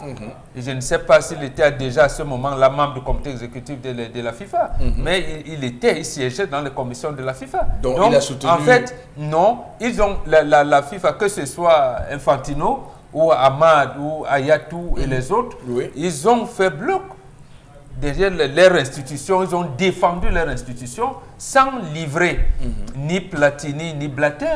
C'est-à-dire ils n'ont pas ébruité l'affaire, ils ont laissé la justice faire le travail, mais en interne, vous n'avez jamais entendu que l'un ou l'autre ait dit quelques mots j'allais dire, de déplacer, que ce soit contre Platini ou contre ces Blatter. D'accord. Alors, Chalamel, je veux dire, on pourrait citer comme ça les scandales qui tournent autour d'Ahmad toute la journée, qu'on n'en finirait pas. Mais quelle est votre lecture, vous? Monsieur Rifopoussi, je vais dire quelque chose qui va peut-être surprendre tout le monde. Lorsqu'on est arrivé pratiquement au déclin, parce qu'à une certaine époque, avant qu'on ne parle du football, il y avait la boxe, où nous on passait tout le temps de temps, les soirées, nous on passait des soirées à voir des matchs de boxe, où la boxe l'emportait sur le football. Monsieur, il faut aussi l'époque des Mébé et tout et consorts.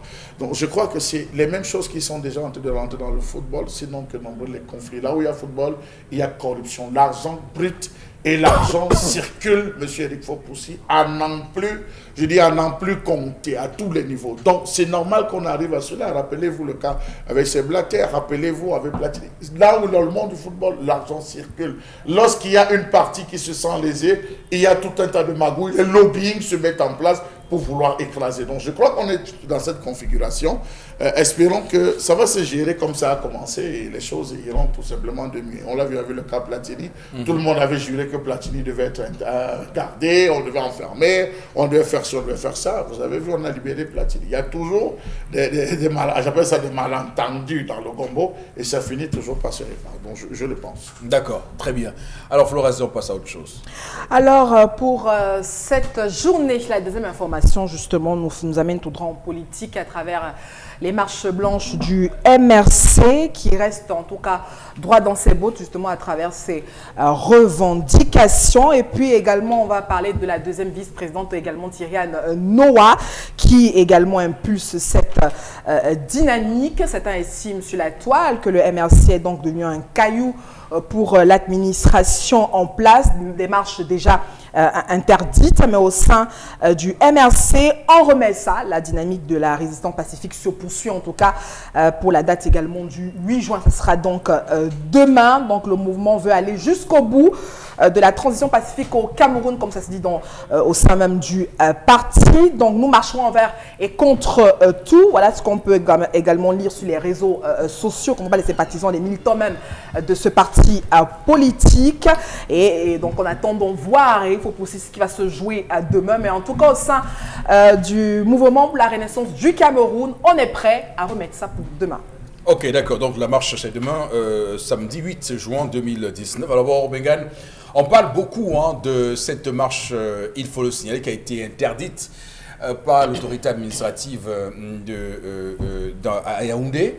Notamment le préfet du Fundi, Jean-Claude Silla, interdite donc toute marche demain donc à Yaoundé. Premier élément, le MRC qui dit qu'il va passer outre justement cette interdiction parce qu'il estime être dans son bon droit, comme il le rappelle parfois à tue-tête en disant que c'est un droit constitutionnel que de marcher. Ça c'est d'un. De deux, il y a la question évidemment de... je ne veux pas dire la vacance du pouvoir, puisque ceux qui sont là sont en prison, certes, mais il n'y a pas vacance du point de vue de la mort. Donc on voit très bien qu'après l'incarcération, la mise en prison, l'arrestation de Maurice Kamto, Mamoun Mouta, qui était le premier vice-président, a pris le relais. Lui également a été mis en prison. Cette fois, Thierry Noah prend la parole. C'est vrai que jusqu'ici, elle n'était pas au devant de la scène, puisqu'elle-même, elle a dit dans une interview accordée à nos confrères qu'elle était plutôt une dirigeante de terrain. Vous savez, dans un parti politique, il y a ceux qui sont choisis pour porter la voix du parti dans les médias, mais il y a d'autres dirigeants qui sont, eux, beaucoup plus effacés, mais sur le terrain, militants, où ils vont faire des causeries dans les villages, qui vont beaucoup plus en profondeur. Donc désormais, elle est propulsée au devant de la scène. Quel est votre commentaire sur ces deux points? D'abord, l'interdiction et la marche, et puis l'opportunité de la marche, et puis cette propulsion au devant de la scène de Thierry Noah. Voilà. Non, pour l'opportunité de la marche, je vois les citoyens déterminés, j'allais dire, à participer à l'ancrage démocratique dans notre pays, à la consolidation de la démocratie dans notre pays, c'est-à-dire le respect des lois. Le respect des lois. Et je vois, on n'est pas dans leur stratégie, mais on les découvre au regard de leurs manifestations. Ils se sont dit, seule l'action politique peut nous amener à parvenir à notre fin. Notre fin, c'est, d'après ce qu'ils ont dit, c'est le MRC, certes, mais c'est les citoyens camerounais, parce qu'ils engagent une lutte pour libérer les citoyens camerounais. Et là, ils ont raison au moins sur deux points. Oui. Le premier point, c'est que les autorités administratives ne délivrent pas les récépissés des manifestations pour des partis politiques. Là, c'est un problème. C'est un problème. Et plus grave encore, elles se comportent, ces autorités administratives-là, comme les militants du Rassemblement démocratique du peuple camerounais. N'oublions pas que cette rengaine-là, qui était dans l'article 184 du règlement intérieur du RDPC, qui faisait de tous les hauts fonctionnaires, des militants de ce parti restent. Maintenant, l'autre côté... Alors justement, pour le préfet qui a pris cet acte-là, vous savez, en sciences administratives, il y a un principe que beaucoup parfois manipulent à tue-tête, qui peut le plus, peut le moins, alors qu'on sait très bien que la loi dit que c'est le sous-préfet qui est habilité justement à délivrer ces récépissés-là lorsqu'il s'agit de déclaration de manifestation. Absolument. Absolument. Dans le ressort de son... Oui, mais le préfet peut... C'est-à-dire, ici, le préfet n'a pas intervenu seulement sur la manifestation. Puisqu'on a dit Yaoundé. Yaoundé, c'est le Fundi. Ils n'ont pas... Ils ont dit qu'ils allaient manifester à Yaoundé. Bon, mais je ne sais pas s'ils avaient dit Yaoundé 2, 3 ou 4. Donc, c'est pour dire que ce qui explique ça, c'est qu'il y a une théorie en sciences administratives qui dit que qui peut le plus, peut le moins. Donc parfois vous voyez des autorités qui sont supérieures à une autorité de prendre donc une mesure à la place de la personne qui est normalement dans le texte, comme on a vu avec le ministre Atangandji qui a lui également interdit les manifestations lui aussi en tant que ministre. Voilà, donc on dit qu'il peut le plus, peut le moins. Bref, oui, absolument. Mais on fera un débat là-dessus après. Même là, même là, c'est pas bien. Qu'est-ce qui interdit aux autorités administratives de discuter avec les responsables des partis politiques pour savoir, pour avoir les propositions, et même parce que tous les partis politiques demandent quelquefois l'encadrement des marches pour donner patte blanche, pour leur dire pardon, nous ne marchons pas parce que ceci, nous avons peut-être notre sécurité interne du parti politique, selon vous, qui peut être débordée, certes, mais Voilà comment nous voulons marcher sur 3 km. Essayons de voir, est-ce qu'on va déborder? Ils ne savent pas. Qu'est-ce qui les empêche de marcher? L'autre côté, c'est le comportement des forces de maintien de l'ordre. Le comportement des forces de maintien de l'ordre. Après, ils viendront vous dire, ah oui, non, c'était des balles blanches, c'était des balles en caoutchouc, c'était des balles blanches. L'autre, c'est que, qu'est-ce qui les met? Ou alors, les rapports qu'ils envoient, ils ont quand même les rapports de la police à des renseignements généraux, la gendarmerie a un service de renseignements généraux. Mais est-ce qu'ils ont vu, dans leur bulletin de renseignement qu'ils transmettent aux autorités administratives, les menaces d'insurrection ou de quoi que ce soit? Je n'en sais rien. D'accord. Là, c'est quand même très grave. Et sur le deuxième volet, Tyriane Noah?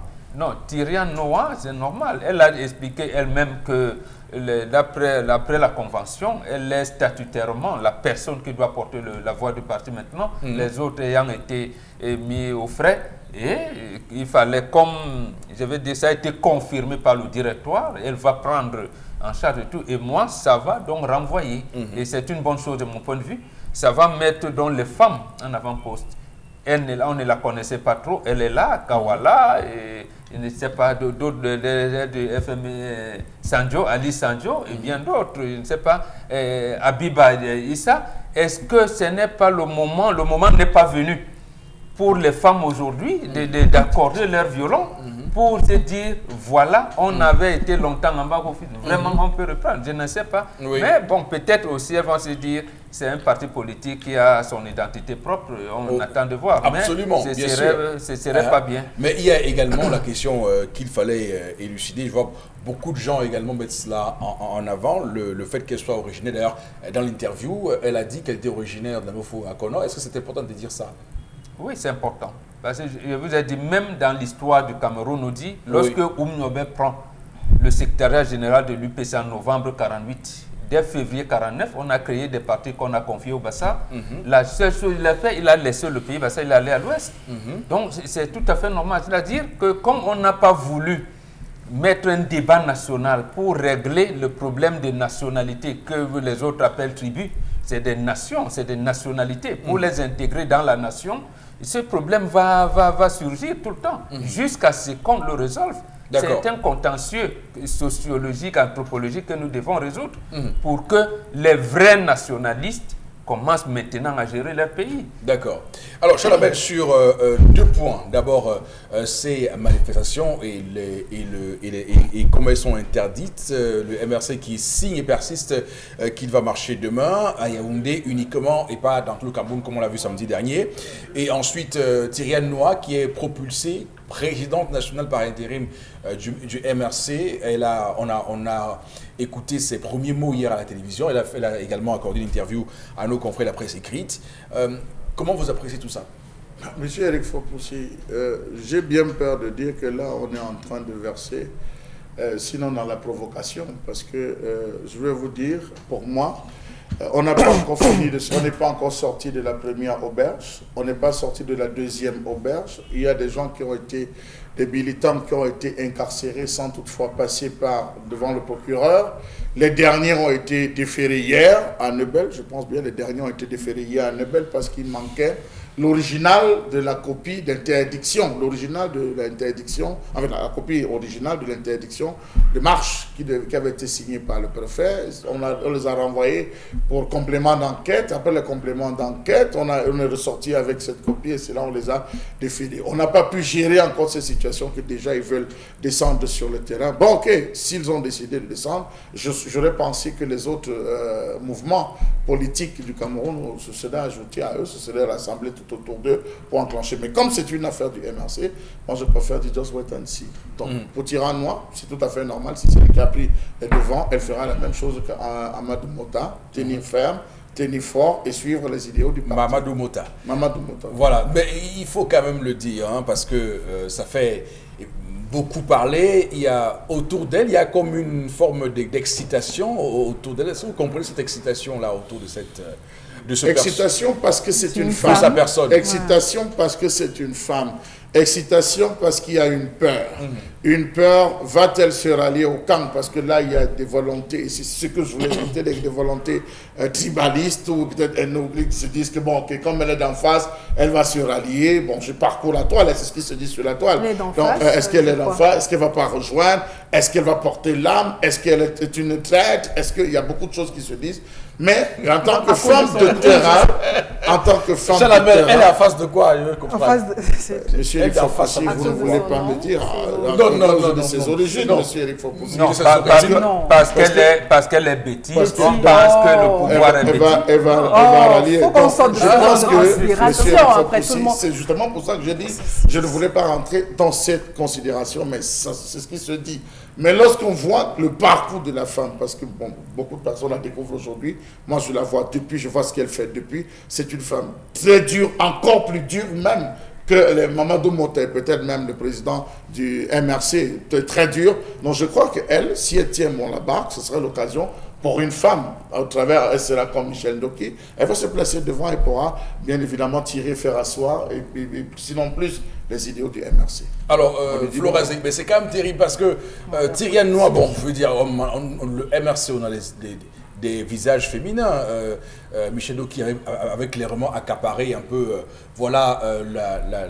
l'attraction médiatique au MRC avec évidemment. Mais quand on dit Thierry Noir, on en parle depuis sur la toile, Thierry Noir partout. Là, elle a même créé une page Facebook tout récemment. Une page officielle Facebook, elle communique. Tout ça, qu'est-ce que ça vous inspire? Non, je crois qu'on en parle encore plus justement parce qu'on est quand même, depuis un bon bout déjà, on parle du MRC. Vous savez, et à chaque seconde qui passe, on se dit, qu'est-ce qui va se passer après? Qu'est-ce qui va se passer? Parce que justement, depuis, on voit des emprisonnements, enfin, à l'appel. Donc, du coup, on s'intéresse un peu plus à la personne. On fouille. De quelle origine? Non. Je crois qu'en politique, on devrait un peu mettre certaines considérations quand on parle d'origine, tribale et autres. Non, c'est pas ça de la politique. Ce sont les idéologies qui parlent. C'est ça en fait. C'est quoi le projet de vie pour les Camerounais? C'est à ce niveau. Alors, si vous jugez par exemple que le MRC n'a pas un très bon projet de vie, alors là, peut-être vous zappez. Mais maintenant, c'est venir cataloguer la vie des Camerounais sur une personne parce qu'elle est bêtise, parce qu'elle est originaire de la meuf, on commence à dire, est-ce qu'elle sera... Encore que, je crois que ce n'est pas aujourd'hui qu'elle est au sein du MRC. Elle y est depuis longtemps. Donc, et je crois qu'elle a dit c'est une dame de terrain. Donc, pour ceux qui ne la connaissent pas, peuvent avoir ce type de considération. Mais ceux qui la connaissent au quotidien dans son travail et autres, doivent peut-être la juger justement sur les points politiques sur lesquels elle est. C'est tout. Donc, moi, je crois que non. C'est une harangueuse. Elle s'est tenue. Oui, donc vraiment, il ne faut pas toujours qu'on juge les gens sur leur appartenance traditionnelle. Qui serait mis aux arrêts, non? Oui, voilà. Rester lui aussi, il est bêtise. Bon, non, alors, mais pourquoi ça ne fait pas tant de dégâts? C'est vraiment beaucoup. Au départ, ça avait posé des problèmes. À l'époque, rappelez-vous, lorsqu'il revendiquait la victoire dans le Fundi, si vous vous souvenez, cette victoire qu'ils avaient gagnée, ça avait fait en 2013, ça avait crié véritablement avec les Biloa. À un moment donné, bon, il a dû se tasser, il a dit, bon, que je m'en dis, parce que là, on était allé jusqu'à le taxer, ses pères, chef était allé jusqu'à le taxer de traite. On l'avait même à un moment donné banni de la réunion des chefs traditionnels, il avait été banni, il a supporté. Donc je crois, Bobok, que c'est pas aujourd'hui, ça n'a pas d'aujourd'hui, le chef de l'œuvre avait porté. C'est pour cette raison que ce problème doit être débattu entre les Camerounais, dans un débat national. Donc, comme la question anglophone, comme ce problème des nationalités. Parce que vous allez vous rendre compte que ça ne va pas seulement rester aux côtés Bamleke, Bassa et autres. Et nous sommes à Douala premier. Comment on peut gérer 3 chefferies de premier degré dans un même arrondissement? Ça va reposer le problème maintenant de l'administration des territoires selon les traditions africaines. Parce que chez nous, c'est les familles. Les Akwa, quand les Akwa vont vous dire non, on ne peut pas rester géré par les Deyo et vice-versa, parler du canton Bel, ça va poser quel problème? Donc, ce sont ces problèmes-là de manière anthropologique et tout qu'on doit résoudre et intégrer dans la République. J'allais dire, les successeurs de Roland Pré et tout, qui ont été formés par lui pour le jour-là ne veulent pas poser le problème, clairement. Voilà, c'est ça ou bien l'utiliser pour, évidemment, voilà, on va dire, diviser les Camerounais et parfois diviser pour mieux régner. Parce que quand on regarde tout ce qui se passe, il y a derrière, on le voit très bien, une volonté de stigmatiser parfois les partis politiques, on va le dire, à l'origine de leur leader. C'est On l'a fait avec le SDF, on l'a fait avec Adamou Ndamdouya, on l'a fait avec Belbouba, on le fait aujourd'hui avec on l'a fait avec l'UPC. Avec Omiobert aussi. Voilà, donc, malheureusement, on va dire que la stratégie continue à se mettre en place, malheureusement. Et d'ailleurs, il y a une tribune de Christian Timban, il est avocat, il est au barreau de Paris, qui a dit clairement, qui a fait une tribune où il dit que Maurice Kamto est victime du faciès Bamileke. Vous savez ce qu'on appelle le faciès parce que en France, par exemple, vous savez, lorsqu'il y avait le faciès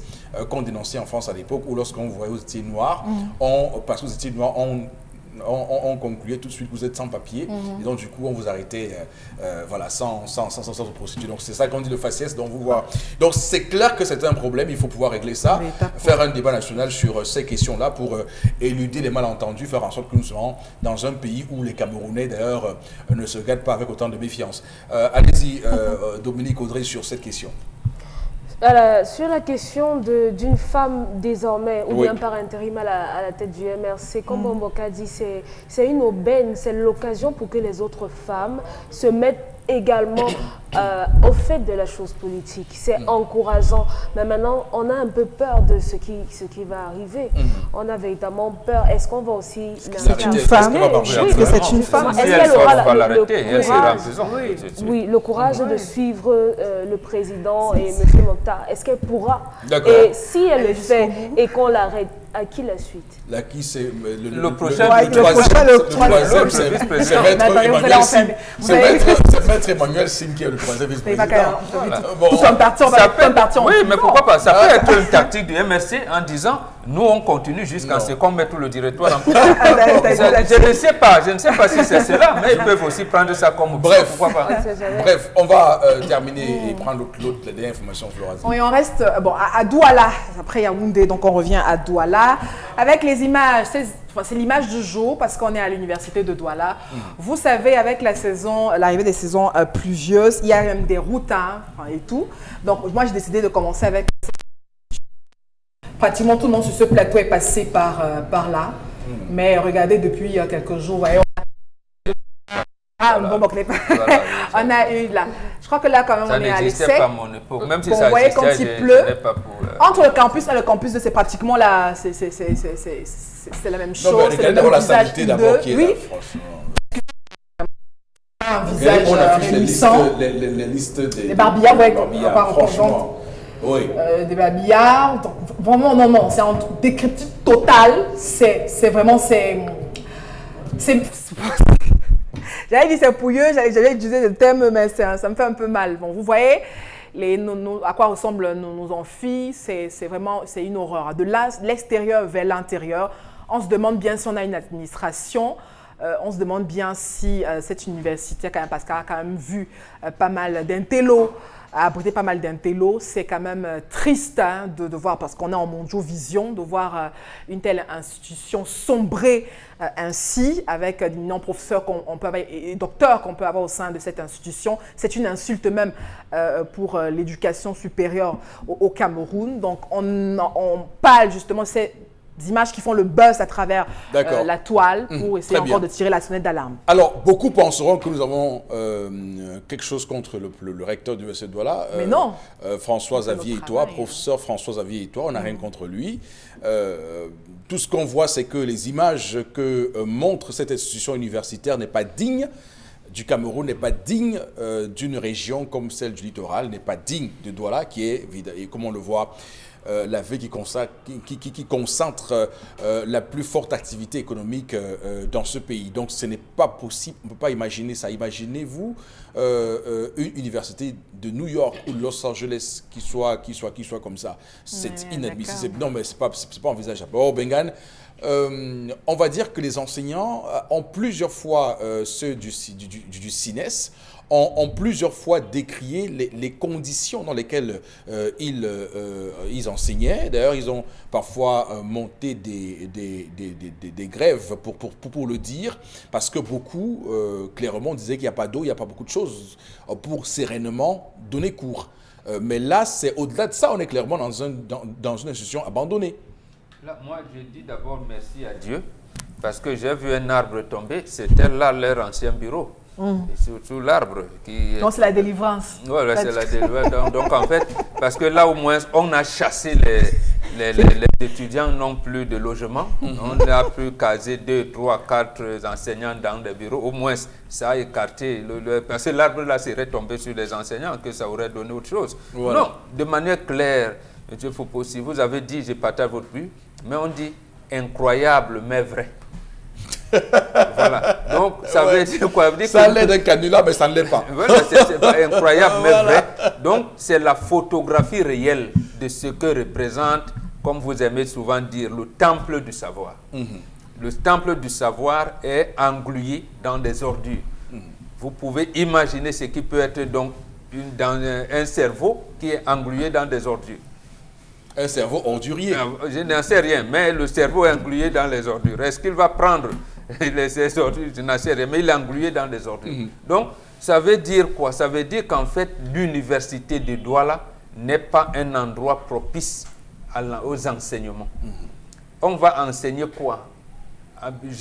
Il semble même qu'il y a certains étudiants qui sont dans ce que vous appelez responsabilité sociale des entreprises, travaillent sur l'environnement. Bon, les enseignants qui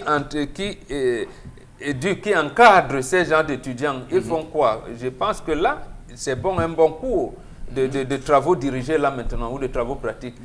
Commencer par la gestion de l'environnement. Voilà, l'assainissement de l'environnement. De leur environnement. L'environnement d'études.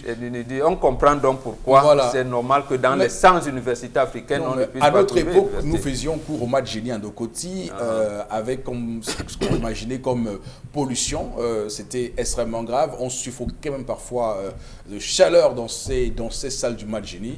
À notre époque, à l'université de Douala, mais bon, écoutez, on va simplement dire que Douala ne mérite pas une telle université. Alors, Chalamel, allez-y, je vous en prie, prenez votre temps de parole. Monsieur Eric Fopoussi, je crois que l'université de Douala est née en 1993, date de création, c'est en 1993. Avec l'éclatement de l'université mère de Yaoundé. Si nous calculons, ça fait sensiblement 26 ans. L'année où on pensait à la création de l'université de Douala, il était un fait, c'était celui de la maintenance. On devait assurer la maintenance, et une maintenance qui devait se faire de manière quotidienne par une entreprise. Il y avait une entreprise qui avait été cooptée pour assurer la maintenance de l'université dans un premier temps, en attendant que la structure commence par se déployer d'elle-même et recruter des agents qui devaient assurer la maintenance. 93, 94, 96, 97, 2000, il faisait bon vivre à l'université de Douala. Et il faut dire que c'était impulsé par le ministre de lancement de l'époque, professeur Cézois, qui avait conduit cette réforme universitaire. Donc, il faut dire que c'était beau, c'était bien de descendre, de venir vivre, de vivre au sein du campus. L'air était verdoyant, c'était pur. Il n'y avait pas la multiplicité de bars comme on voit les bars aujourd'hui. Il y avait pas, c'était dans un silence, je pense bien qu'on pouvait se retrouver. Regardez donc aujourd'hui, nous avons, je pense bien, 600 enseignants au sein à l'heure actuelle. Pour combien d'étudiants? Les amphis 500 se retrouvent avec 12 000 élèves, 12 000 étudiants. Oui, il faut contenir ces étudiants, c'est un problème. La logistique pour pouvoir dispenser le cours n'y est pas. Vous avez la politisation de l'université où tout l'ensemble des recettes, tout ce qui est produit, ce n'est plus géré par l'université, c'est géré par le personne. Vous vous rendez donc compte qu'on est obligé de vivre ce type de salubrité. Très bien, merci. Et les entreprises qui assurent la maintenance ont dû abandonner parce qu'on ne réglait pas les factures. D'accord. Professeur Titus Edzoa, pour la réforme universitaire de 93, évidemment, à l'époque ministre de l'enseignement supérieur. Madame, monsieur, on prend interpellation juste à la fin de cette revue des réseaux sociaux. Merci à vous, Florazé. On va regarder l'élément et ensuite, petit commentaire à la suite de l'élément, du document réalisé par Cédric Chouna. À tout de suite.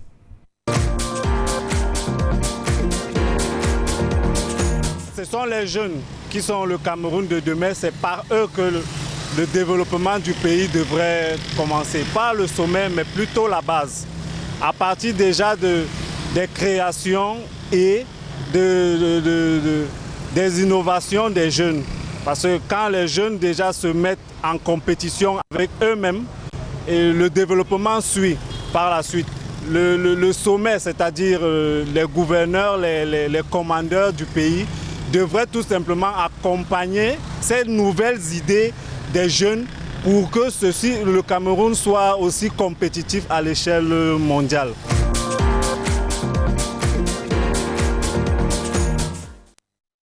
Voilà, on va faire un petit commentaire, 30 secondes, Warbengan, sur ce que dit le compatriote. Oui. Je comprends bien les discours du chef de l'État qui considère la jeunesse comme le fer de lance de la nation. Mais il est offusqué par le fait que ceux qui gouvernent ce pays donne l'impression de ne pas passer de la parole à l'acte. C'est ça qui l'indigne et je pense qu'il a raison de s'indigner. Il faut créer des perspectives pour sa jeunesse. De la parole aux actes. Merci. On va s'arrêter là. On prend tout de suite, madame, monsieur, Canal Shopping après ça. Dites adieu au régime contraignant, aux séances interminables de gym, mais continuez à affiner votre silhouette sans trop d'efforts. C'est très simple. Il vous suffit d'enfiler ce top et ce panty de sudation et de vaquer à vos activités habituelles. Dès que la doublure intérieure entre en contact avec votre peau, elle augmente la chaleur naturelle de votre corps, favorisant et stimulant ainsi la sudation. Éliminez les surcharges d'eau et façonnez-vous une très belle silhouette. Ce n'est pas tout. Il vous permet également d'éliminer les toxines accumulées qui sont la cause de la formation des capitons, mais aussi source de fatigue. Quant à votre peau, elle sera purifiée, raffermie et tonifiée. Optez pour Sonachapeur et retrouvez la silhouette dont vous avez toujours rêvé. Commandez dès maintenant votre Sonachapeur à Canal Shopping. Canal Shopping, la boutique où tout ce qui vous est nécessaire nous tient à cœur. Et donc, pour en parler, madame, monsieur, Consti Lamine sur le plateau B. Consti, bonjour et bienvenue. Oui, bonjour Eric, bonjour à tous les clients. Shopping international. Nous allons donc tout de suite parler de ces appareils de massage, de ces vêtements qui vous permettent de vous dégraisser. C'est bien entendu le Sonachapeur et le Dauphin Masseur. Nous allons commencer la présentation et la vente ce matin sur le Dauphin Masseur. Alors, chers téléspectateurs, vous avez des problèmes de douleur lombaire, vous avez bien sûr des problèmes de fatigue, vous avez des problèmes de stress. Alors, je vous conseille ce matin ce petit poisson qui fait des merveilles. C'est bien entendu le Dauphin Masseur. C'est un véritable appareil de massage. On peut d'ailleurs le remarquer à travers les images qui passent à l'instant à l'écran. C'est un appareil de massage pas comme les autres. Il est pratique, il est minuscule, il est solide, il est durable. C'est donc un Dauphin Masseur. Il permet de masser les parties de votre corps. Le Dauphin Masseur permet également de faciliter la circulation sanguine. Le Dauphin Masseur permet également, chers téléspectateurs, d'éliminer la fatigue qui vous menace de temps en temps. Voilà donc quelques avantages liés à l'utilisation du Dauphin Masseur. On n'a pas besoin d'aller dans une salle de massage pour se faire masser à la maison, au bureau. Partout où on se trouve, on peut utiliser son Dauphin Masseur. Et la particularité du Dauphin Masseur vendu à Canal Shopping est que ce Dauphin Masseur dispose de plusieurs accessoires que voici entre mes mains. Bien entendu, il y a des accessoires pour le massage de la plante des pieds, il y a des accessoires pour le massage de la tête, il y a des accessoires pour le massage du dos, il y a des accessoires pour le massage des pieds. C'est donc ça la particularité de ce Dauphin Masseur que voici, que vous retrouverez uniquement dans les boutiques Canal Shopping de Douala et de Yaoundé et même de Bafoussam. Alors à combien vous l'avez, chers téléspectateurs? Je rappelle que le prix est d'habitude de 25 000 francs. Mais comme nous sommes dans le cadre du concept Salaka et comme nous sommes dans le cadre d'une vente promotionnelle, d'une vente de vulgarisation, nous allons permettre à tous ceux qui vont le commander dès à présent de l'avoir à 10 000 francs seulement. Ah ben oui, je dis bien ce Dauphin Masseur avec tous les accessoires. Regardez comment il est nyanga. Regardez comment il est stylé. Ah ben oui, vous l'avez à 10 000 francs au lieu bien sûr de 25 000 francs dans les boutiques Canal Shopping situées en plein cœur de Douala, derrière Douala Labo. C'est au carrefour Paris-Dancine à Yaoundé. Nous sommes au carrefour Tongolo, à côté de la pharmacie Tongolo, également du côté de Mbouda. Et ceux qui sont hors de ces trois villes peuvent nous appeler et passer leur commande dès à présent pour avoir ce Dauphin Masseur au prix de 10 000 francs dans les boutiques Canal Shopping International. À côté, bien sûr, du dauphin, ma soeur, nous passons à un vêtement de dégraissage. Ah ben oui, le Sauna Shaper. Ça, c'est le haut et ça, c'est le bas. Il y a plusieurs tailles. Le Sauna Shaper est un appareil qui élimine les toxines. Le Sauna Shaper est un appareil qui purifie, qui tonifie votre peau. Le Sauna Shaper permet d'éliminer les surcharges d'eau dans le corps. Le Sauna Shaper permet également de vous dégraisser. Il vous permet d'avoir une silhouette de rêve, bien entendu, en utilisant le Sauna Shaper. Mesdames, Mesdemoiselles et Messieurs, vous aurez droit à une très bonne santé, vous aurez droit à une belle silhouette. Alors je vous conseille vivement de l'avoir dès à présent. Ce vêtement de dégraissage que voici, là c'est son pantalon. Regardez comment c'est nyanga. Ce pantalon fait des merveilles sur vous. Oh là là là là. Et ce haut alors, c'est la totale. Le Sauna Shaper. Je rappelle également qu'on peut être au bureau, on peut être en train de communiquer comme je suis en ce moment et avoir son Sauna Shaper à l'intérieur de son vêtement. Il est moins encombrant, il est nyanga, il est esthétique. Vous l'avez à combien? Vous l'avez à 20 000 francs. Un vêtement de dégraissage, un vêtement qui vous permet d'éliminer de l'eau dans votre corps, un vêtement qui vous permet d'éliminer les toxines, vous l'avez à 20 000 francs du côté bien sûr de Canal Shopping International et nulle part ailleurs. Alors revenons sur les points de vente, pour ceux qui ont une idée claire sur nos différents points de vente. Nous sommes à Aqua, derrière Douala Labo, c'est bel et bien au Cameroun, en plein cœur de Douala. Ceux qui sont du côté de Yaoundé, nous sommes au quartier Tongolo, à côté de la pharmacie de Tongolo. Nous sommes également disponibles du côté bien sûr de Mbouda. Et bien entendu, à Makepe, nous sommes à Padja Center, derrière le lycée de Makepe. Et bien entendu, en Dogbon, nous sommes au carrefour Bifaga. Donc, chers téléspectateurs à la maison, que vous soyez au bureau, que vous soyez dans une entreprise quelconque, je vous conseille vivement d'avoir une très bonne santé, une silhouette de rêve en utilisant le Sauna Shaper que voici et bien entendu le dauphin masseur. Donc, any man where the yami today, you want to make a massage, just go for Sauna Shaper. Thank you very much. C'est terminé, arrêtez, c'est terminé. Merci beaucoup, Constantine Abid, à qui on dit merci, bien sûr, pour ce matin. Alors, je voulais juste, avant qu'on lise quelques messages, Florazé, signaler qu'il y a quelques semaines, un camion semi-remorque. Alors là, c'est très dangereux. Hein. Un camion semi-remorque a heurté le terre-plein central de l'entrée Bille. Vous savez, c'est la pénétrante est de Douala. Donc, à l'entrée Bille, il y a un camion semi-remorque qui a percuté, qui a heurté dans le terre-plein du côté d'entrée Bille. Et depuis les semaines, le même camion est là, est stationné là. Il ne bouge pas. On sait que la communauté urbaine de Douala, là encore, on va penser qu'on a un problème contre Dr Toré, non. La communauté urbaine de Douala dispose d'un engin lourd pour le remorquage de ce type de véhicule-là. Mais au lieu de faire ça, la dernière tentative, ils ont un engin lourd, pas un engin comme celui-là, un engin lourd pour le remorquage de ce type de véhicule. Mais sauf qu'au lieu de faire ça qu'ils ont fait, ils sont allés poser les sabots sur ce camion-là. Ils ont posé les sabots depuis des semaines. Alors, ce qui se passe, c'est que la manière dont ce camion est garé peut créer quelque chose d'assez, ne dites pas que nous, des soldats sur le mur, mais ce qui peut se passer là peut être grave de conséquences, surtout en perte en vies humaines. Donc c'est très dangereux, il faut essayer de régler cette situation. Pourquoi poser le sabot? Parce que le même délégué de gouvernement a dit à tout le monde que cette route ne lui appartenait pas. Voilà. Qu'il prend cette route à partir du marché des fleurs. Pourquoi donc mettre les sabots maintenant? Donc il faut faire attention parce que c'est une doléance que nous adressons à la communauté urbaine de Douala ce matin pour régler cette situation parce que ça pourrait occasionner des pertes en vies humaines. Alors, Florazé, 2 messages pour sortir. Dans la politique, il n'y a pas de grands ou de petits. Il faut laisser ceux qui ont la volonté de bien gouverner. Le pays ne fait que sombrer dans la crise, des pertes en vie humaine, des infrastructures sociales détruites et bien d'autres. D'accord. Monsieur Foguet à Douala dit oui, c'est vraiment déplorable de voir à quel point une université de Douala, capitale économique aussi déplorable, que ça fait vraiment honte pour le Cameroun, nous dit monsieur Foguet ce matin. Merci monsieur Foguet, merci Florazé. ça rime en E, Fogé, Fzé, ce matin. On va également dire merci à vous, monsieur Mbachou Salamel. Bonjour, merci également Laurent Bengal. Merci à Dominique Audrey-Oyengele pour cette semaine. Merci à nos équipes techniques.